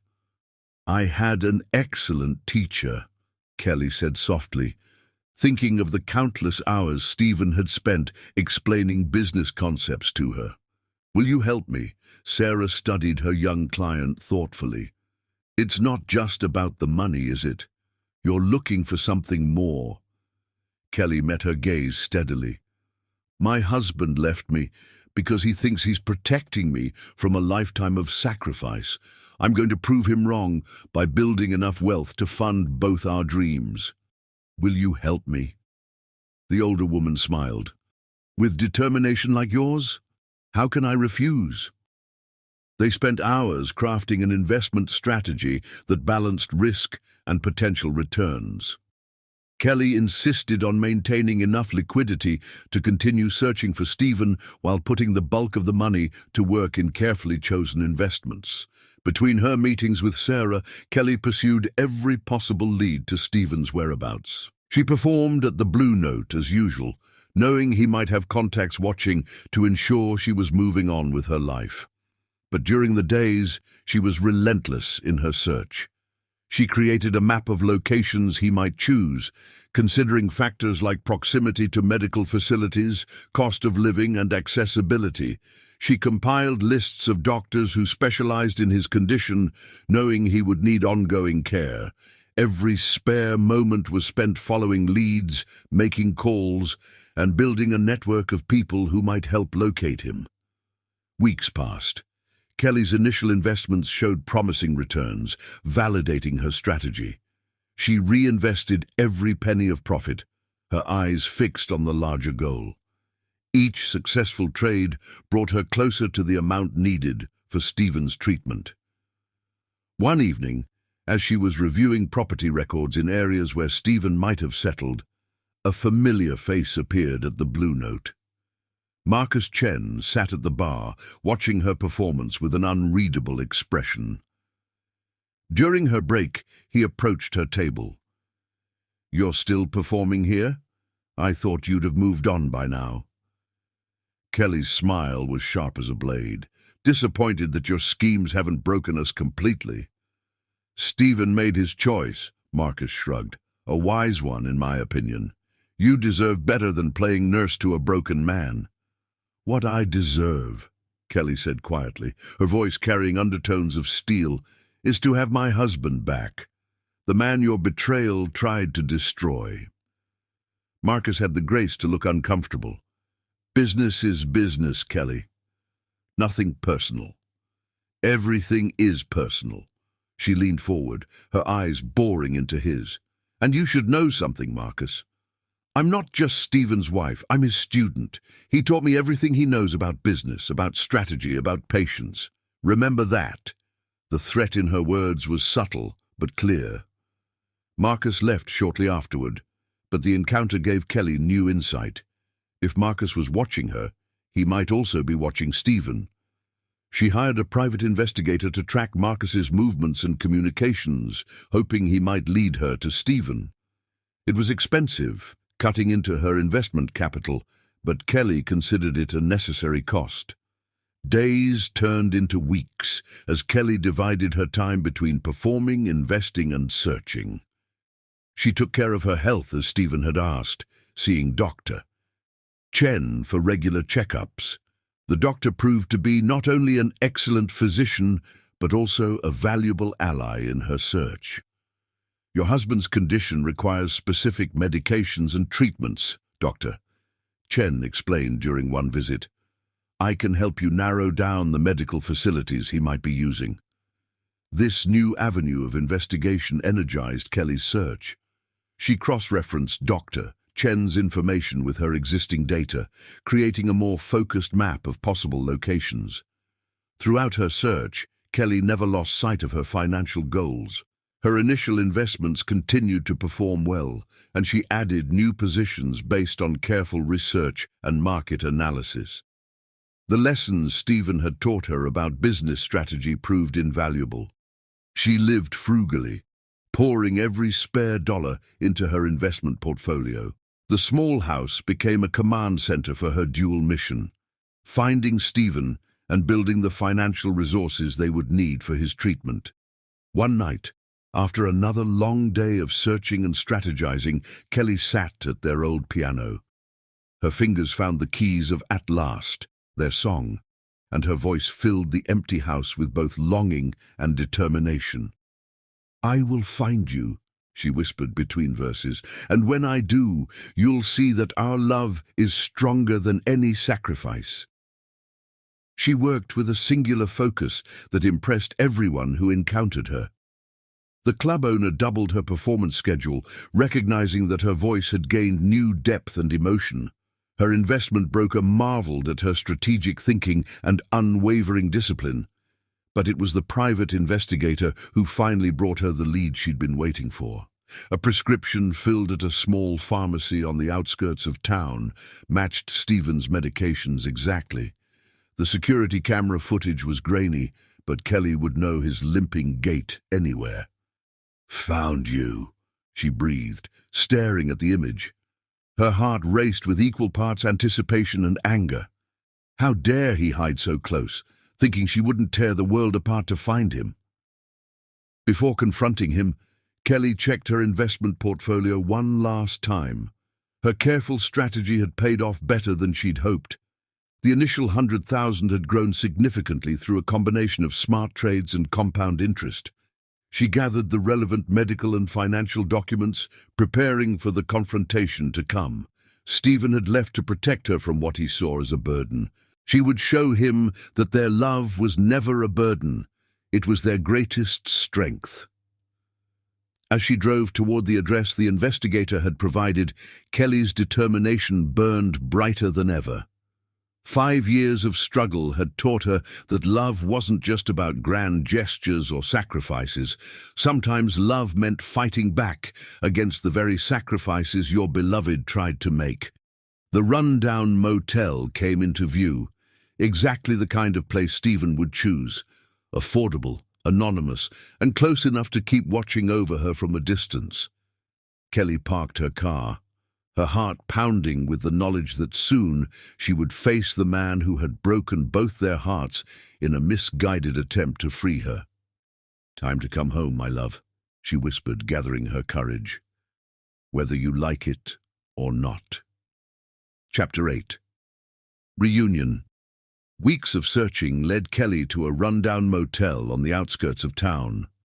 The neon vacancy sign flickered weakly in the early morning light, casting intermittent shadows across the cracked parking lot. Her heart pounded as she approached room 115, where her private investigator had confirmed Stephen was staying.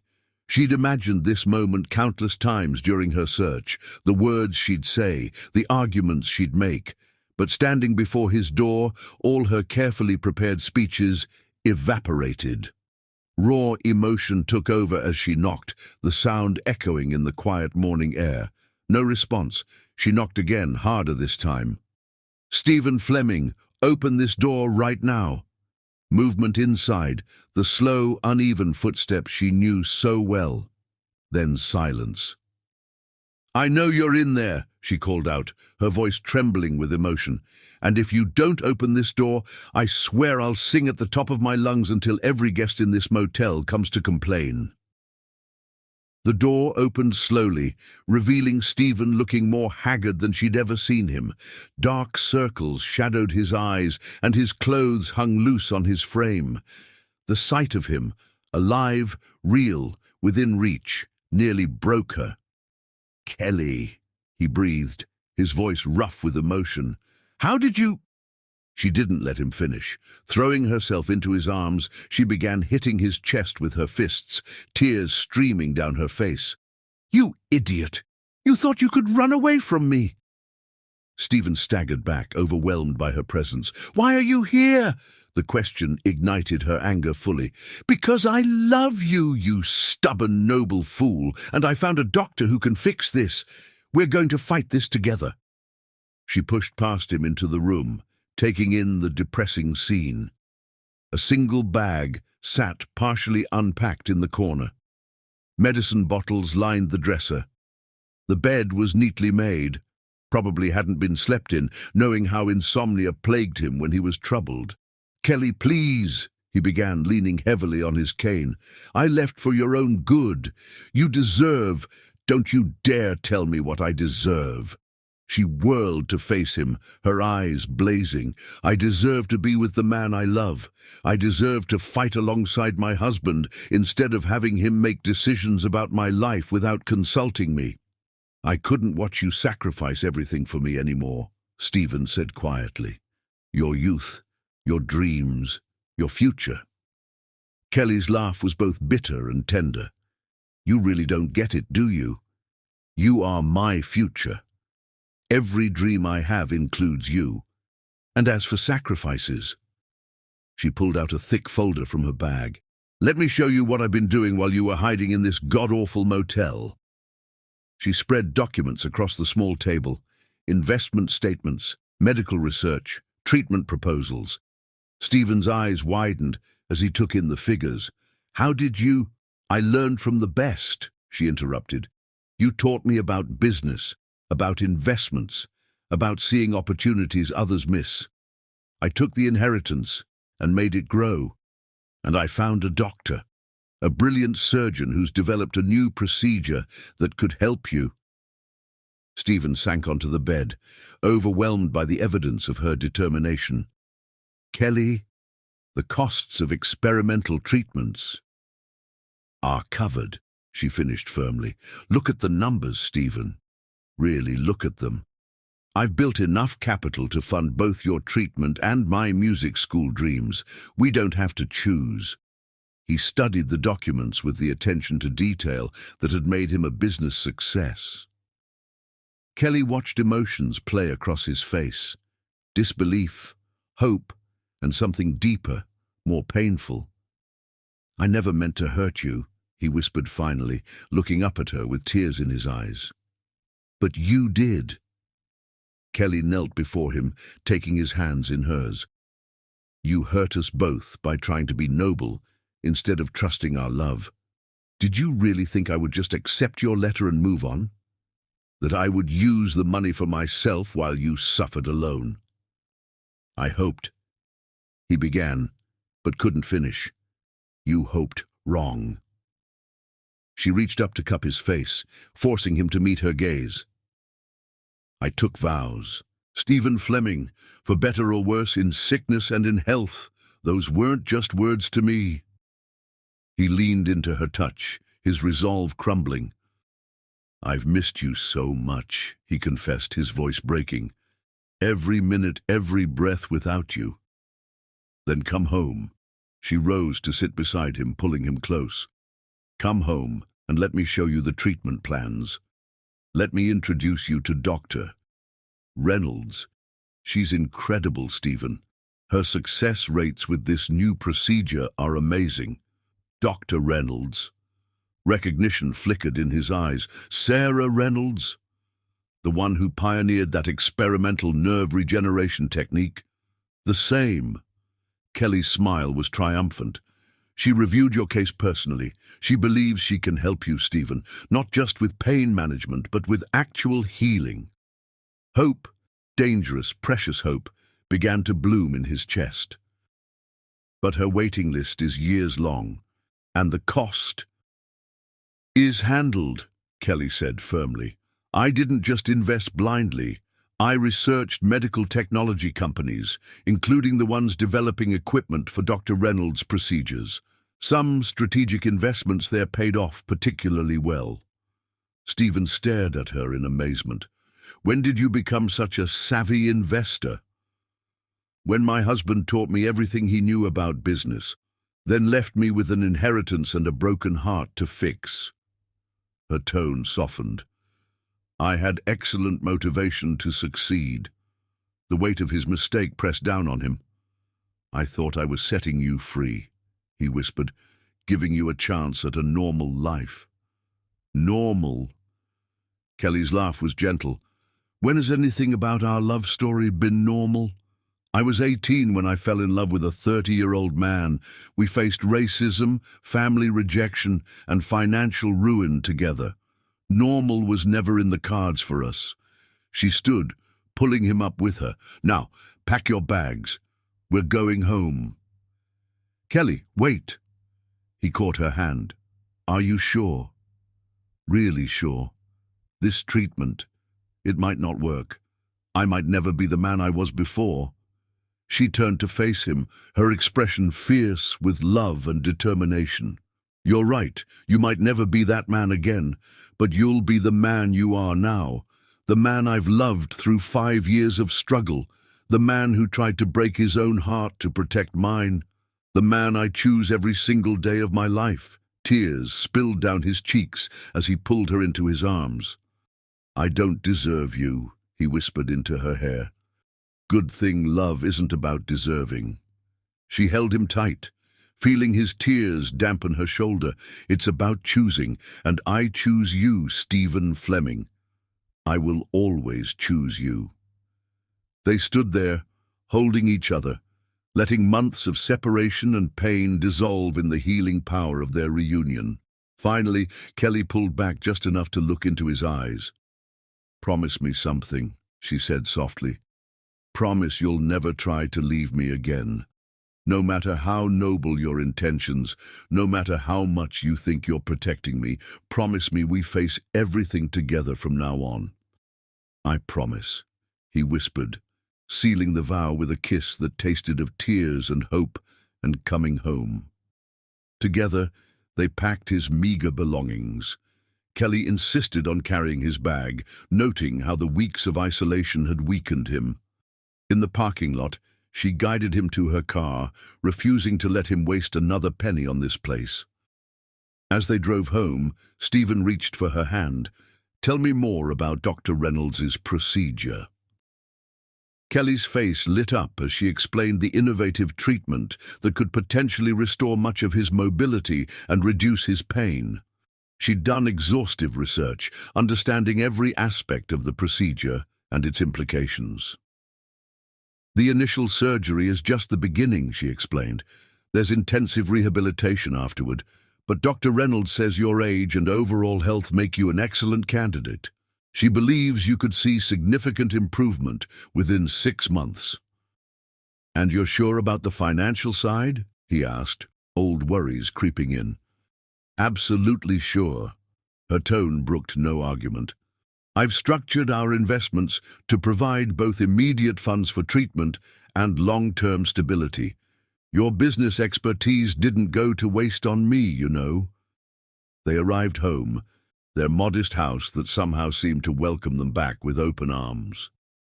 Kelly helped Stephen inside, noting how he leaned more heavily on his cane than before. "First things first," she declared, steering him toward their bedroom. "You need rest in a proper bed, then food. You've lost weight. After that, we'll go through all the treatment information together." Stephen allowed himself to be guided, too overwhelmed by emotion to resist. Their bedroom was exactly as he'd left it, but Kelly's scent was stronger now, washing away the sterile memory of the motel room. As he sank onto their bed, exhaustion hit him full force. Kelly sat beside him, running her fingers through his hair, the way she knew he loved. "Sleep," she said softly. "I'll be here when you wake up." "Promise?"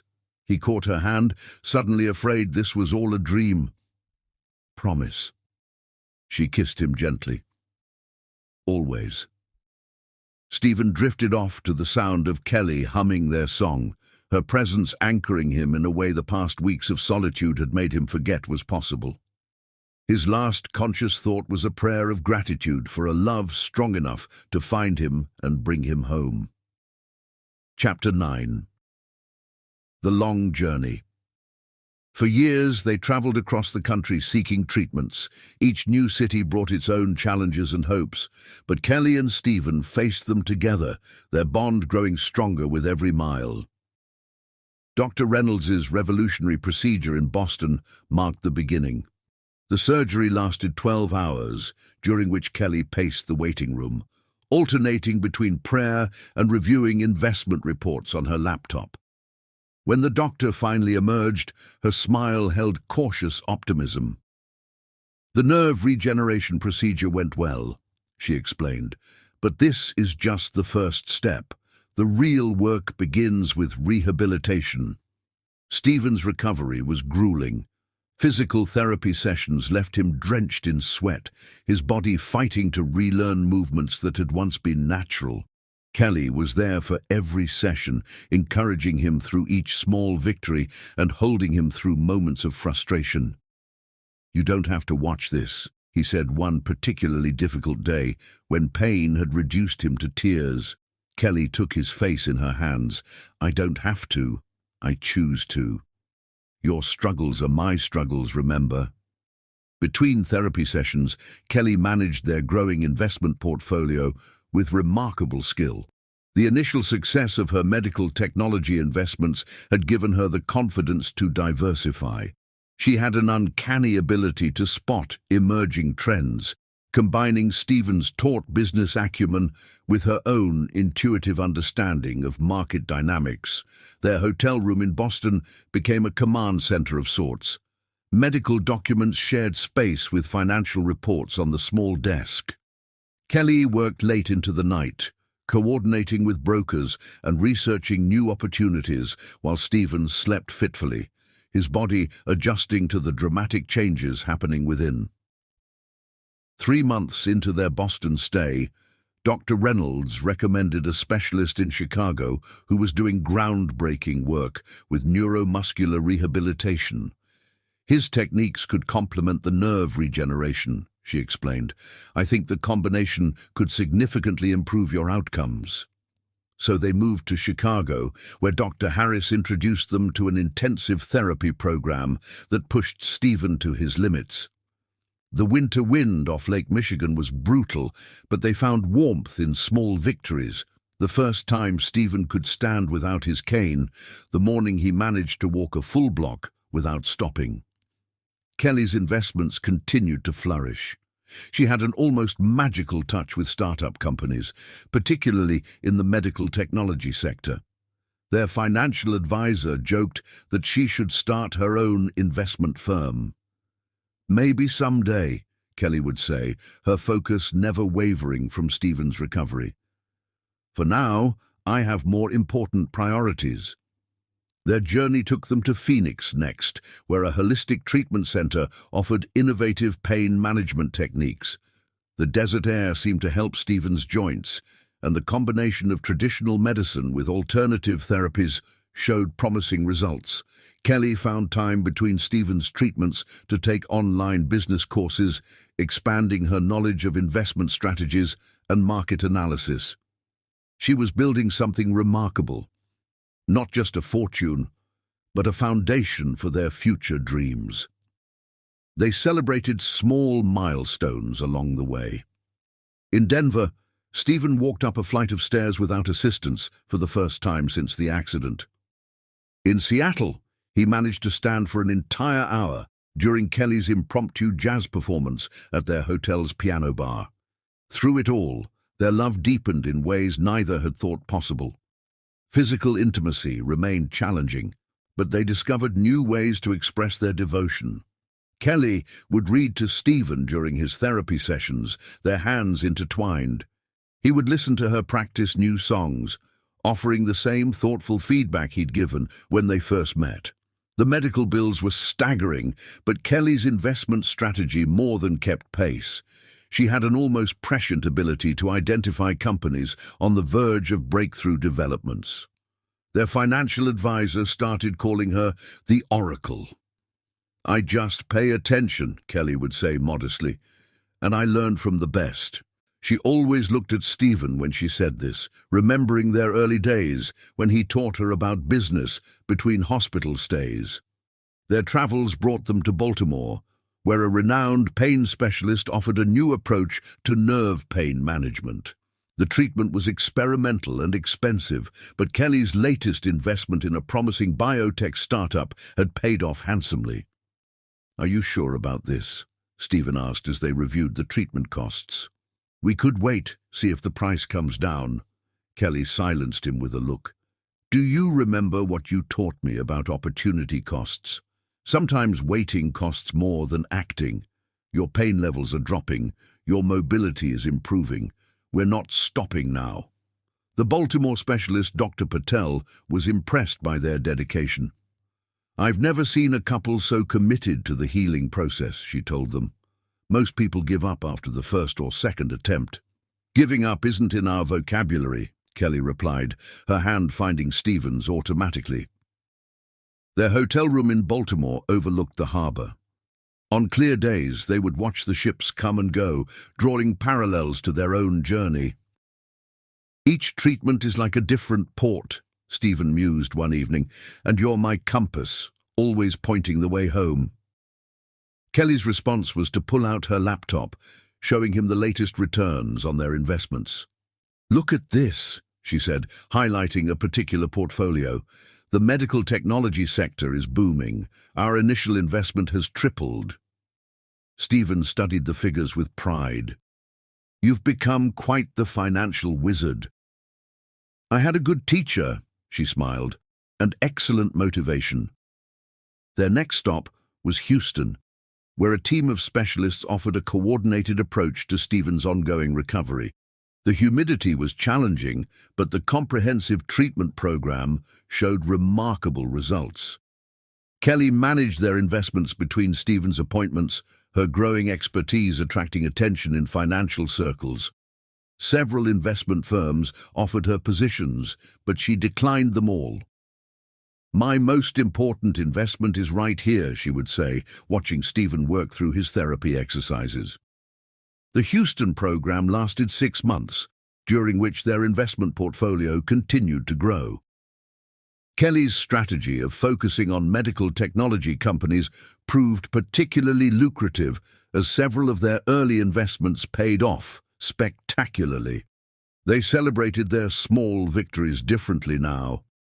Instead of expensive restaurants or luxury hotels, they found joy in simple pleasures, watching the sunset from their hotel balcony, sharing quiet moments between treatments, planning for a future that looked brighter with each passing day. Stephen's progress, while not miraculous, was steady and undeniable.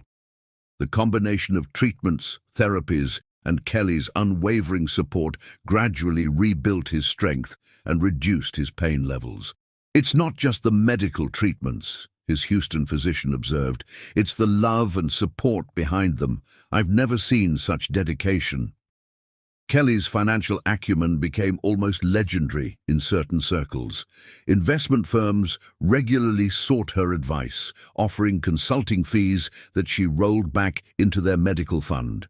She had a gift for spotting opportunities others missed, particularly in emerging medical technologies. Their journey wasn't just about physical healing, it was about rebuilding their lives together, stronger than before. Each city they visited added another layer to their love story, another chapter in their shared history of determination and devotion.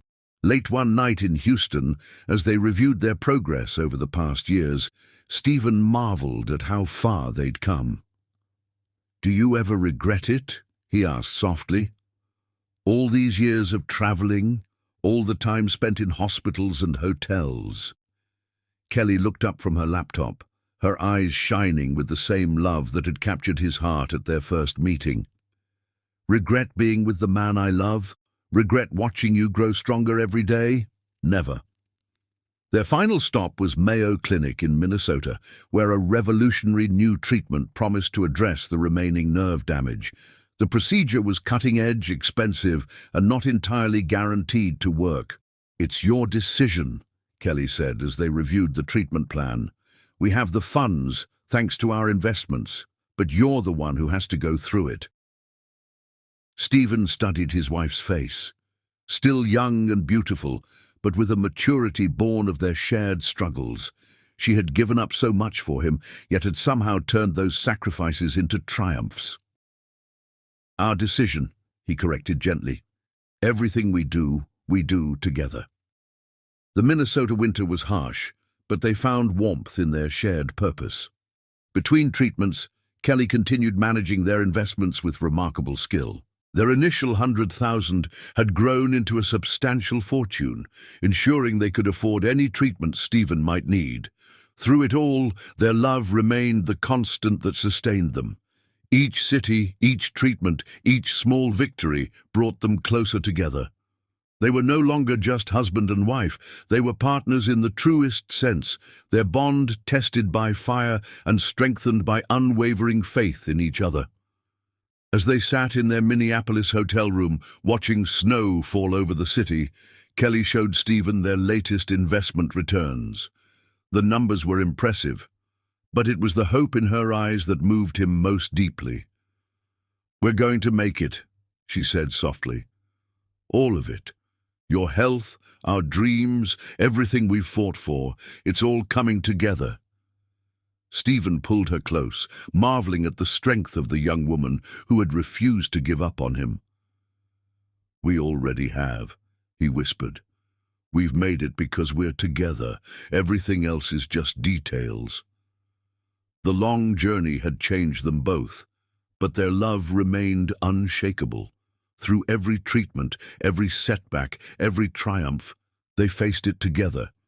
Their story became a testament to the power of love to heal, to rebuild, to overcome any obstacle. And as they planned their next steps, both knew with absolute certainty that their greatest victory wasn't in the medical treatments or financial successes. It was in the unbreakable bond they had forged through years of unwavering devotion and determination. Chapter 10. Rising from Ashes. As they fought for Stephen's recovery, Kelly's business acumen flourished in unexpected ways. The young woman, who had once been merely a jazz singer, discovered she had inherited her husband's gift for seeing opportunities others missed. Her initial investment turned into a fortune through careful strategy and unflagging determination. The transformation began in Boston during Stephen's first revolutionary treatment. Between hospital visits and therapy sessions, Kelly immersed herself in the world of medical technology investments. She studied market trends, researched emerging companies, and built relationships with key industry figures. Her first major success came with a startup developing innovative pain management devices. Kelly had noticed the company during her research into Stephen's treatment options. While other investors focused on flashier technologies, she recognized the potential in their practical, patient-focused approach. "This is exactly what patients like you need," she told Stephen, showing him the company's prototypes. "Not just pain relief, but dignity and independence." Her investment tripled within 6 months when the company's patents were approved. But Kelly wasn't interested in quick profits. She was building something sustainable. She reinvested the gains strategically, always keeping one eye on their immediate medical needs and another on long-term stability. Stephen watched her evolution with pride and amazement. The 18-year-old girl who had stolen his heart with jazz songs had become a formidable businesswoman. Yet she never lost her artistic soul, often humming while reviewing financial reports or singing softly during his therapy sessions. Their modest house transformed alongside their fortunes. Kelly hired contractors to repair and upgrade everything, but insisted on maintaining its charming character. "This house sheltered us through our hardest times," she explained. "It deserves to share in our recovery." The renovation became a metaphor for their journey, keeping the strong foundation while healing the damaged parts. New windows brightened the rooms, updated plumbing brought reliable comfort, and modern appliances made life easier. But the heart of the home remained unchanged, just like the love that had sustained them. Kelly managed their growing wealth with the same careful attention she gave to Stephen's care. She diversified their investments across multiple sectors, though medical technology remained her specialty. Her reputation in investment circles grew, attracting attention from major firms. "Mrs. Fleming has an almost supernatural ability to spot promising medical innovations," one financial magazine wrote. "Her investment strategy combines thorough research with an intimate understanding of patient needs." The article caught Marcus Chen's attention.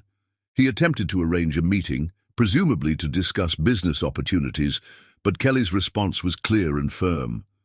"Mr. Chen, your actions nearly destroyed the man I love. No amount of money can change that fact."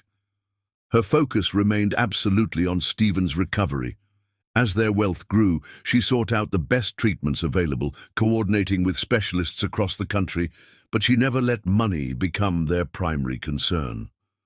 "We're not building this fortune for luxury," she would say. "We're building it for freedom. Freedom to choose the best treatments, to take time for proper recovery, to live life on our own terms." Stephen's health improved steadily under her careful management. The combination of innovative treatments and Kelly's unwavering support produced results that amazed his doctors.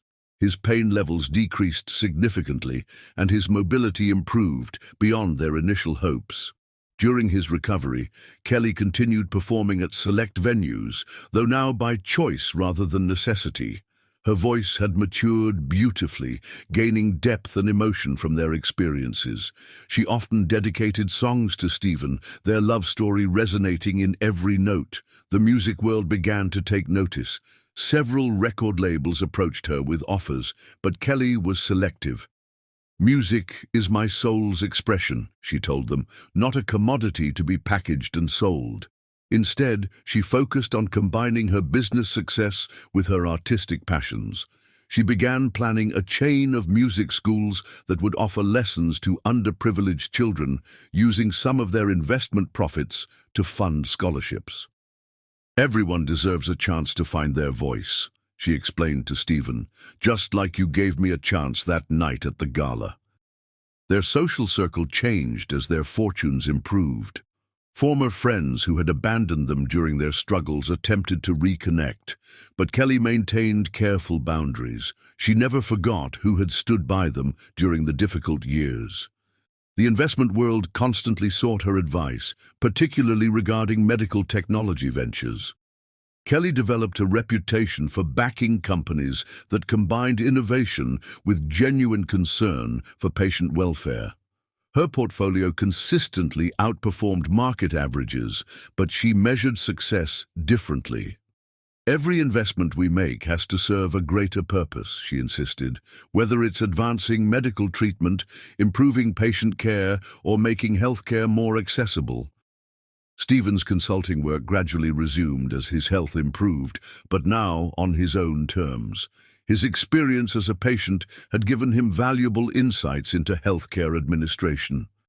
Hospitals and medical technology companies sought his expertise, respecting both his business acumen and his unique perspective. Kelly coordinated their business ventures with the same precision she brought to everything else. She created synergies between their investments and Stephen's consulting work, building a healthcare-focused business empire that prioritized patient care over pure profit. Their home became a center for both business and healing. The renovated study housed their joint office, where they often worked together late into the night. The garden, once neglected, bloomed with therapeutic plants and comfortable seating areas where Stephen could rest between activities. But it was the music room that truly symbolized their renaissance. Kelly had it professionally designed with perfect acoustics, installing a magnificent grand piano as its centerpiece. Here she could practice while keeping an eye on Stephen's exercises, their parallel activities creating a symphony of recovery and growth. Their financial success attracted media attention, but Kelly carefully controlled their public image. She refused to let their story be reduced to a simple rags-to-riches narrative. "Our journey isn't about money," she told one persistent reporter. "It's about love that refuses to be defeated, about finding strength in each other, about rising from ashes to build something meaningful." The reporter pressed for details about their wealth, but Kelly's response was characteristically dignified. "Our greatest fortune isn't in our bank accounts. It's in the life we've built together. In every step my husband takes without pain, in every smile that reaches his eyes." Their philanthropy focused primarily on medical research and music education. Kelly established a foundation that funded innovative medical treatments for patients who couldn't afford them. She never forgot their own struggles with medical bills and was determined to help others facing similar challenges.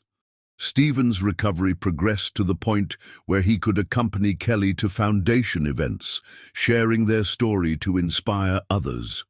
Together, they became advocates for healthcare reform and patient rights, using their influence to push for meaningful changes in the medical system. Through it all, their love remained the cornerstone of their success. Kelly never let business responsibilities interfere with Stephen's care, and he supported her growing empire with pride and admiration. "You've surpassed everything I ever taught you," he told her one evening as they reviewed their latest ventures. Kelly's response was characteristic of her enduring devotion. "I had the best motivation, loving you and wanting to see you whole again." Their rise from ashes was more than a financial recovery. It was a testament to the power of unwavering love and determination. Kelly's business achievements were impressive, but she measured success by the light in Stephen's eyes and the ease of his movements. Together, they had built something remarkable from the ruins of their former life. Their love story became an inspiration, proving that true partnership could overcome any obstacle. They rose not just to reclaim what they had lost, but to create something far more meaningful, a legacy of love, healing, and hope. As Kelly's music schools took shape and their medical investments continued to flourish, they never forgot the lessons of their hardest days. Their wealth brought comfort and opportunities, but their greatest treasure remained unchanged, the love that had carried them through fire and rain, emerging stronger with each challenge overcome. Chapter 11. The Night of Miracles. 15 years after their wedding night, the moment they had dreamed of finally arrived. Stephen's final treatment had succeeded beyond their wildest hopes. His doctors were amazed by his recovery, though they attributed much of his success to Kelly's unwavering support and determination. Kelly had planned everything perfectly for this special night. Their bedroom was transformed into a haven of romance, filled with roses of every color. The soft strains of jazz music, their song, "At Last," played quietly in the background. She had spent weeks preparing, wanting everything to be perfect for their new beginning. The house was quiet, filled with anticipation. After all these years of struggle, of learning to express their love in other ways, they could finally share the physical intimacy that had been denied them since their wedding night. But it wasn't just about physical connection. It was about completing their journey of healing, about celebrating their triumph over every obstacle life had thrown in their path. Kelly moved through the room, lighting candles that cast a warm, golden glow. She hummed along with the music, her heart full of joy and nervous anticipation. Stephen was downstairs in his study, finishing some work, giving her time to prepare. Her hands trembled slightly as she adjusted the flowers, remembering all the years of waiting, of hoping, of fighting for this moment. A soft knock at the door made her turn. Stephen stood in the doorway, looking more handsome than ever. Years of physical therapy had restored his strength, and proper treatment had eased the lines of pain that had once marked his face. But it was the look in his eyes that took her breath away. Love, desire, and an almost overwhelming gratitude. "Kelly," he breathed, taking in the transformed room. "This is... you are..." She crossed to him, her movements graceful with purpose. "Tonight is about us," she said softly, "about celebrating how far we've come, about starting a new chapter in our story." Stephen pulled her close, marveling at how perfectly she still fit in his arms. 15 years had only enhanced her beauty, adding depth and character to her features. At 33, Kelly embodied both the young girl who had stolen his heart and the remarkable woman who had fought to rebuild their lives. "I love you," he whispered against her hair. "More than words can ever express." "Show me," she replied, lifting her face to his. Their first kiss was gentle, tentative, full of the same wonder that had marked their very first kiss all those years ago. But this time, there was no pain lurking in the background, no limitations to fear. This time, they could let their passion build naturally, their bodies remembering and rediscovering each other. Kelly had chosen her dress carefully, a silk creation in deep burgundy that highlighted her curves while remaining elegantly tasteful. Stephen's hands trembled slightly as they traced the fabric, overwhelmed by the reality of being able to touch her this way again. "Are you nervous?" she asked softly, her own heart racing. "A little," he admitted. "It's been so long. I want this to be perfect for you." She kissed him again, pouring 15 years of love and longing into the gesture. It already is perfect, she assured him, because it's us, together, the way we were always meant to be. The music shifted to a slower tempo as they swayed together, not really dancing, but simply holding each other, savoring the moment. Stephen's hands traced patterns on her back, each touch igniting sparks of anticipation. Kelly's fingers played with the hair at the nape of his neck, her touch both soothing and exciting. "Do you remember our wedding night?" she asked softly. "Before the accident?" "Every detail," he replied. "The way you looked in your wedding dress, the happiness in your eyes, the future we thought we had ahead of us." "We have that future now," she reminded him. "Different than we planned. Maybe even better because we had to fight so hard for it." Their kisses grew deeper, more passionate. Years of enforced restraint melted away as their bodies remembered their natural rhythm. Kelly's hands moved to Stephen's shirt buttons, her fingers steady despite her racing heart. He watched her face as she worked, mesmerized by the play of candlelight on her features. "You are so beautiful," he murmured. "Even more beautiful than the day I married you."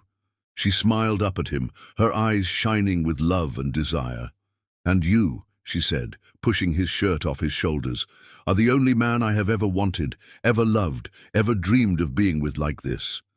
Their lovemaking was unhurried, a perfect blend of tender exploration and passionate connection. Each touch, each kiss, each moment of intimacy carried the weight of 15 years of waiting. They took their time, rediscovering each other's bodies, learning new, sensitive spots while remembering old ones. Kelly had filled the room with candles, their flickering light creating an almost dreamlike atmosphere. Jazz continued to play softly in the background, but they were lost in their own private symphony of sighs and whispered endearments. For Stephen, being able to love Kelly fully, without pain or limitation, was nothing short of miraculous.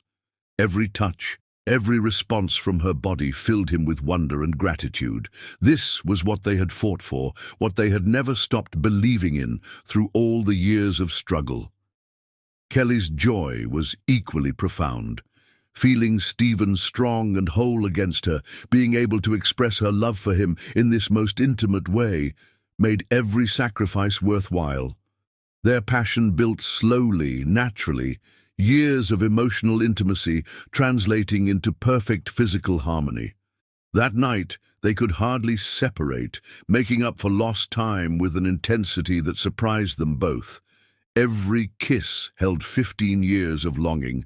Every touch carried the weight of their shared journey. They loved each other with the enthusiasm of newlyweds and the deep understanding of long-married couples. Between passionate encounters, they talked softly, sharing memories and dreams. Kelly told Stephen about the nights she had prayed for this moment, about never losing faith that they would find their way back to complete intimacy. He shared his own hopes and fears, marveling at how she had never wavered in her belief in their future. The night seemed to stretch endlessly, filled with moments of tender connection and passionate abandon. They explored each other thoroughly, making up for every moment they had missed, creating new memories to cherish. Dawn found them still awake, wrapped in each other's arms, their bodies satisfied, but their hearts still hungry for more connection. Kelly traced lazy patterns on Stephen's chest, enjoying the strong, steady beat of his heart beneath her fingers. "Thank you," Stephen said softly, playing with a strand of her hair. "For what?" "For never giving up, for believing in us even when I couldn't, for making this night possible through sheer force of will and love." She propped herself up on one elbow to look at him properly. "I told you on our wedding night that you were my first and last love. I meant it then, and I mean it even more now." He pulled her down for another kiss, marveling at how desire could still spark so quickly between them. Their passion reignited like never before, proves that love truly knows no limits. For a month afterward, they could hardly separate, making up for lost time with an intensity that surprised them both. Their physical reunion marked more than just the restoration of intimacy. It was the final healing of their long journey. Every touch erased a memory of pain. Every kiss rewrote a moment of struggle. They had come full circle, from the tragedy of their wedding night to this miracle of restoration. The roses Kelly had filled the room with lasted for days, their sweet scent a reminder of this special night. But the real miracle was in the way their love had not just survived, but grown stronger through 15 years of waiting. Their passion, finally unleashed, proved that true love knows no boundaries, not time, not physical limitations, not any obstacle life could put in their path. That night of miracles became the beginning of a new chapter in their epic love story. They had overcome every challenge, faced every setback, and emerged stronger, their love deeper and richer than ever before. Their physical reunion was just one more testament to the power of their unshakable bond. As they drifted off to sleep in the early morning light, Kelly still wrapped securely in Stephen's arms. Both knew that this was more than just a night of passion. It was the culmination of their journey and the beginning of their next great adventure together. Their love story, tested by fire and strengthened by time, had reached its most beautiful chapter yet. Chapter 12. The Ultimate Blessing. One morning, Kelly watched Stephen sleeping peacefully beside her. Sunlight filtered through their bedroom curtains, highlighting the contentment on his face, a stark contrast to the years of pain they had endured. Her heart was full of a secret she could barely contain, one that would change their lives forever. When he opened his eyes, she took his hands in hers, her touch gentle but trembling with emotion. The moment felt sacred, like the universe was holding its breath. "You're going to be a father," she whispered, tears of joy shining in her eyes. Stephen's heart stopped before he pulled her into his arms, both laughing and crying simultaneously. After everything they had been through, the accident, the years of struggle, the miraculous recovery, this seemed like the ultimate confirmation that their love could truly conquer all. "Are you sure?" he asked, his voice thick with emotion. "The doctors said—" "They were wrong," Kelly smiled through her tears. "Just like they were wrong about your recovery. Our love has always defied the odds." The news transformed their world. Stephen became extraordinarily protective, treating Kelly as if she were made of the most delicate crystal. She indulged his concern with amused patience, understanding that this miracle meant as much to him as it did to her. Their home, already a testament to their journey together, began another transformation. The room that had served as Kelly's music studio was gradually converted into a nursery. They chose colors together, soft yellows and greens that would suit any child, though both secretly hoped for a daughter. Kelly's pregnancy became a celebration of their triumph over adversity. Every milestone was marked with joy and gratitude. Stephen attended every doctor's appointment, his hand never leaving Kelly's as they watched their miracle grow on ultrasound screens. The business empire they had built continued to thrive, but both stepped back slightly to focus on this new chapter in their lives. Kelly managed their investments from home, her growing belly providing a convenient desk for her laptop. Stephen adjusted his consulting schedule to be present for every moment of the pregnancy. Their doctor, amazed by the progress of this miracle pregnancy, became their biggest supporter. "In all my years of practice," she told them, "I've never seen a couple more deserving of this blessing." As Kelly's due date approached, they spent long evenings together in the nursery. Stephen would read aloud from children's books while Kelly rocked in the chair he had specially commissioned, a masterpiece of craftsmanship designed to support her changing body perfectly. "What shall we name her?" Kelly asked one night, her hands resting on her swollen belly. They had learned they were indeed having a daughter, though both had somehow known all along. Hope, Stephen suggested, his hand joining hers, because that's what she represents, the hope that carried us through every struggle. Kelly smiled, feeling their daughter kick as if in agreement. Hope Fleming, it's perfect. The pregnancy wasn't without its challenges. Kelly's petite frame made the later months difficult, and there were moments of concern that sent them rushing to the hospital in the middle of the night. But each time, their daughter proved as resilient as her parents. 9 months after that magical morning revelation, Hope Fleming made her entrance into the world. The delivery was long and difficult, testing Kelly's strength to its limits. Stephen never left her side, supporting her through every contraction, every push, every moment of exhaustion. When Hope finally arrived, her first cry echoing through the delivery room, both parents burst into tears. She was perfect, her skin a beautiful blend of theirs, her eyes holding all their hopes and dreams. "She's exquisite," the nurse said, placing the newborn on Kelly's chest. "Look at that gorgeous skin tone. She's the best of both of you." Stephen couldn't take his eyes off his daughter. After 15 years of marriage, after all the struggles and triumphs, here was their ultimate blessing.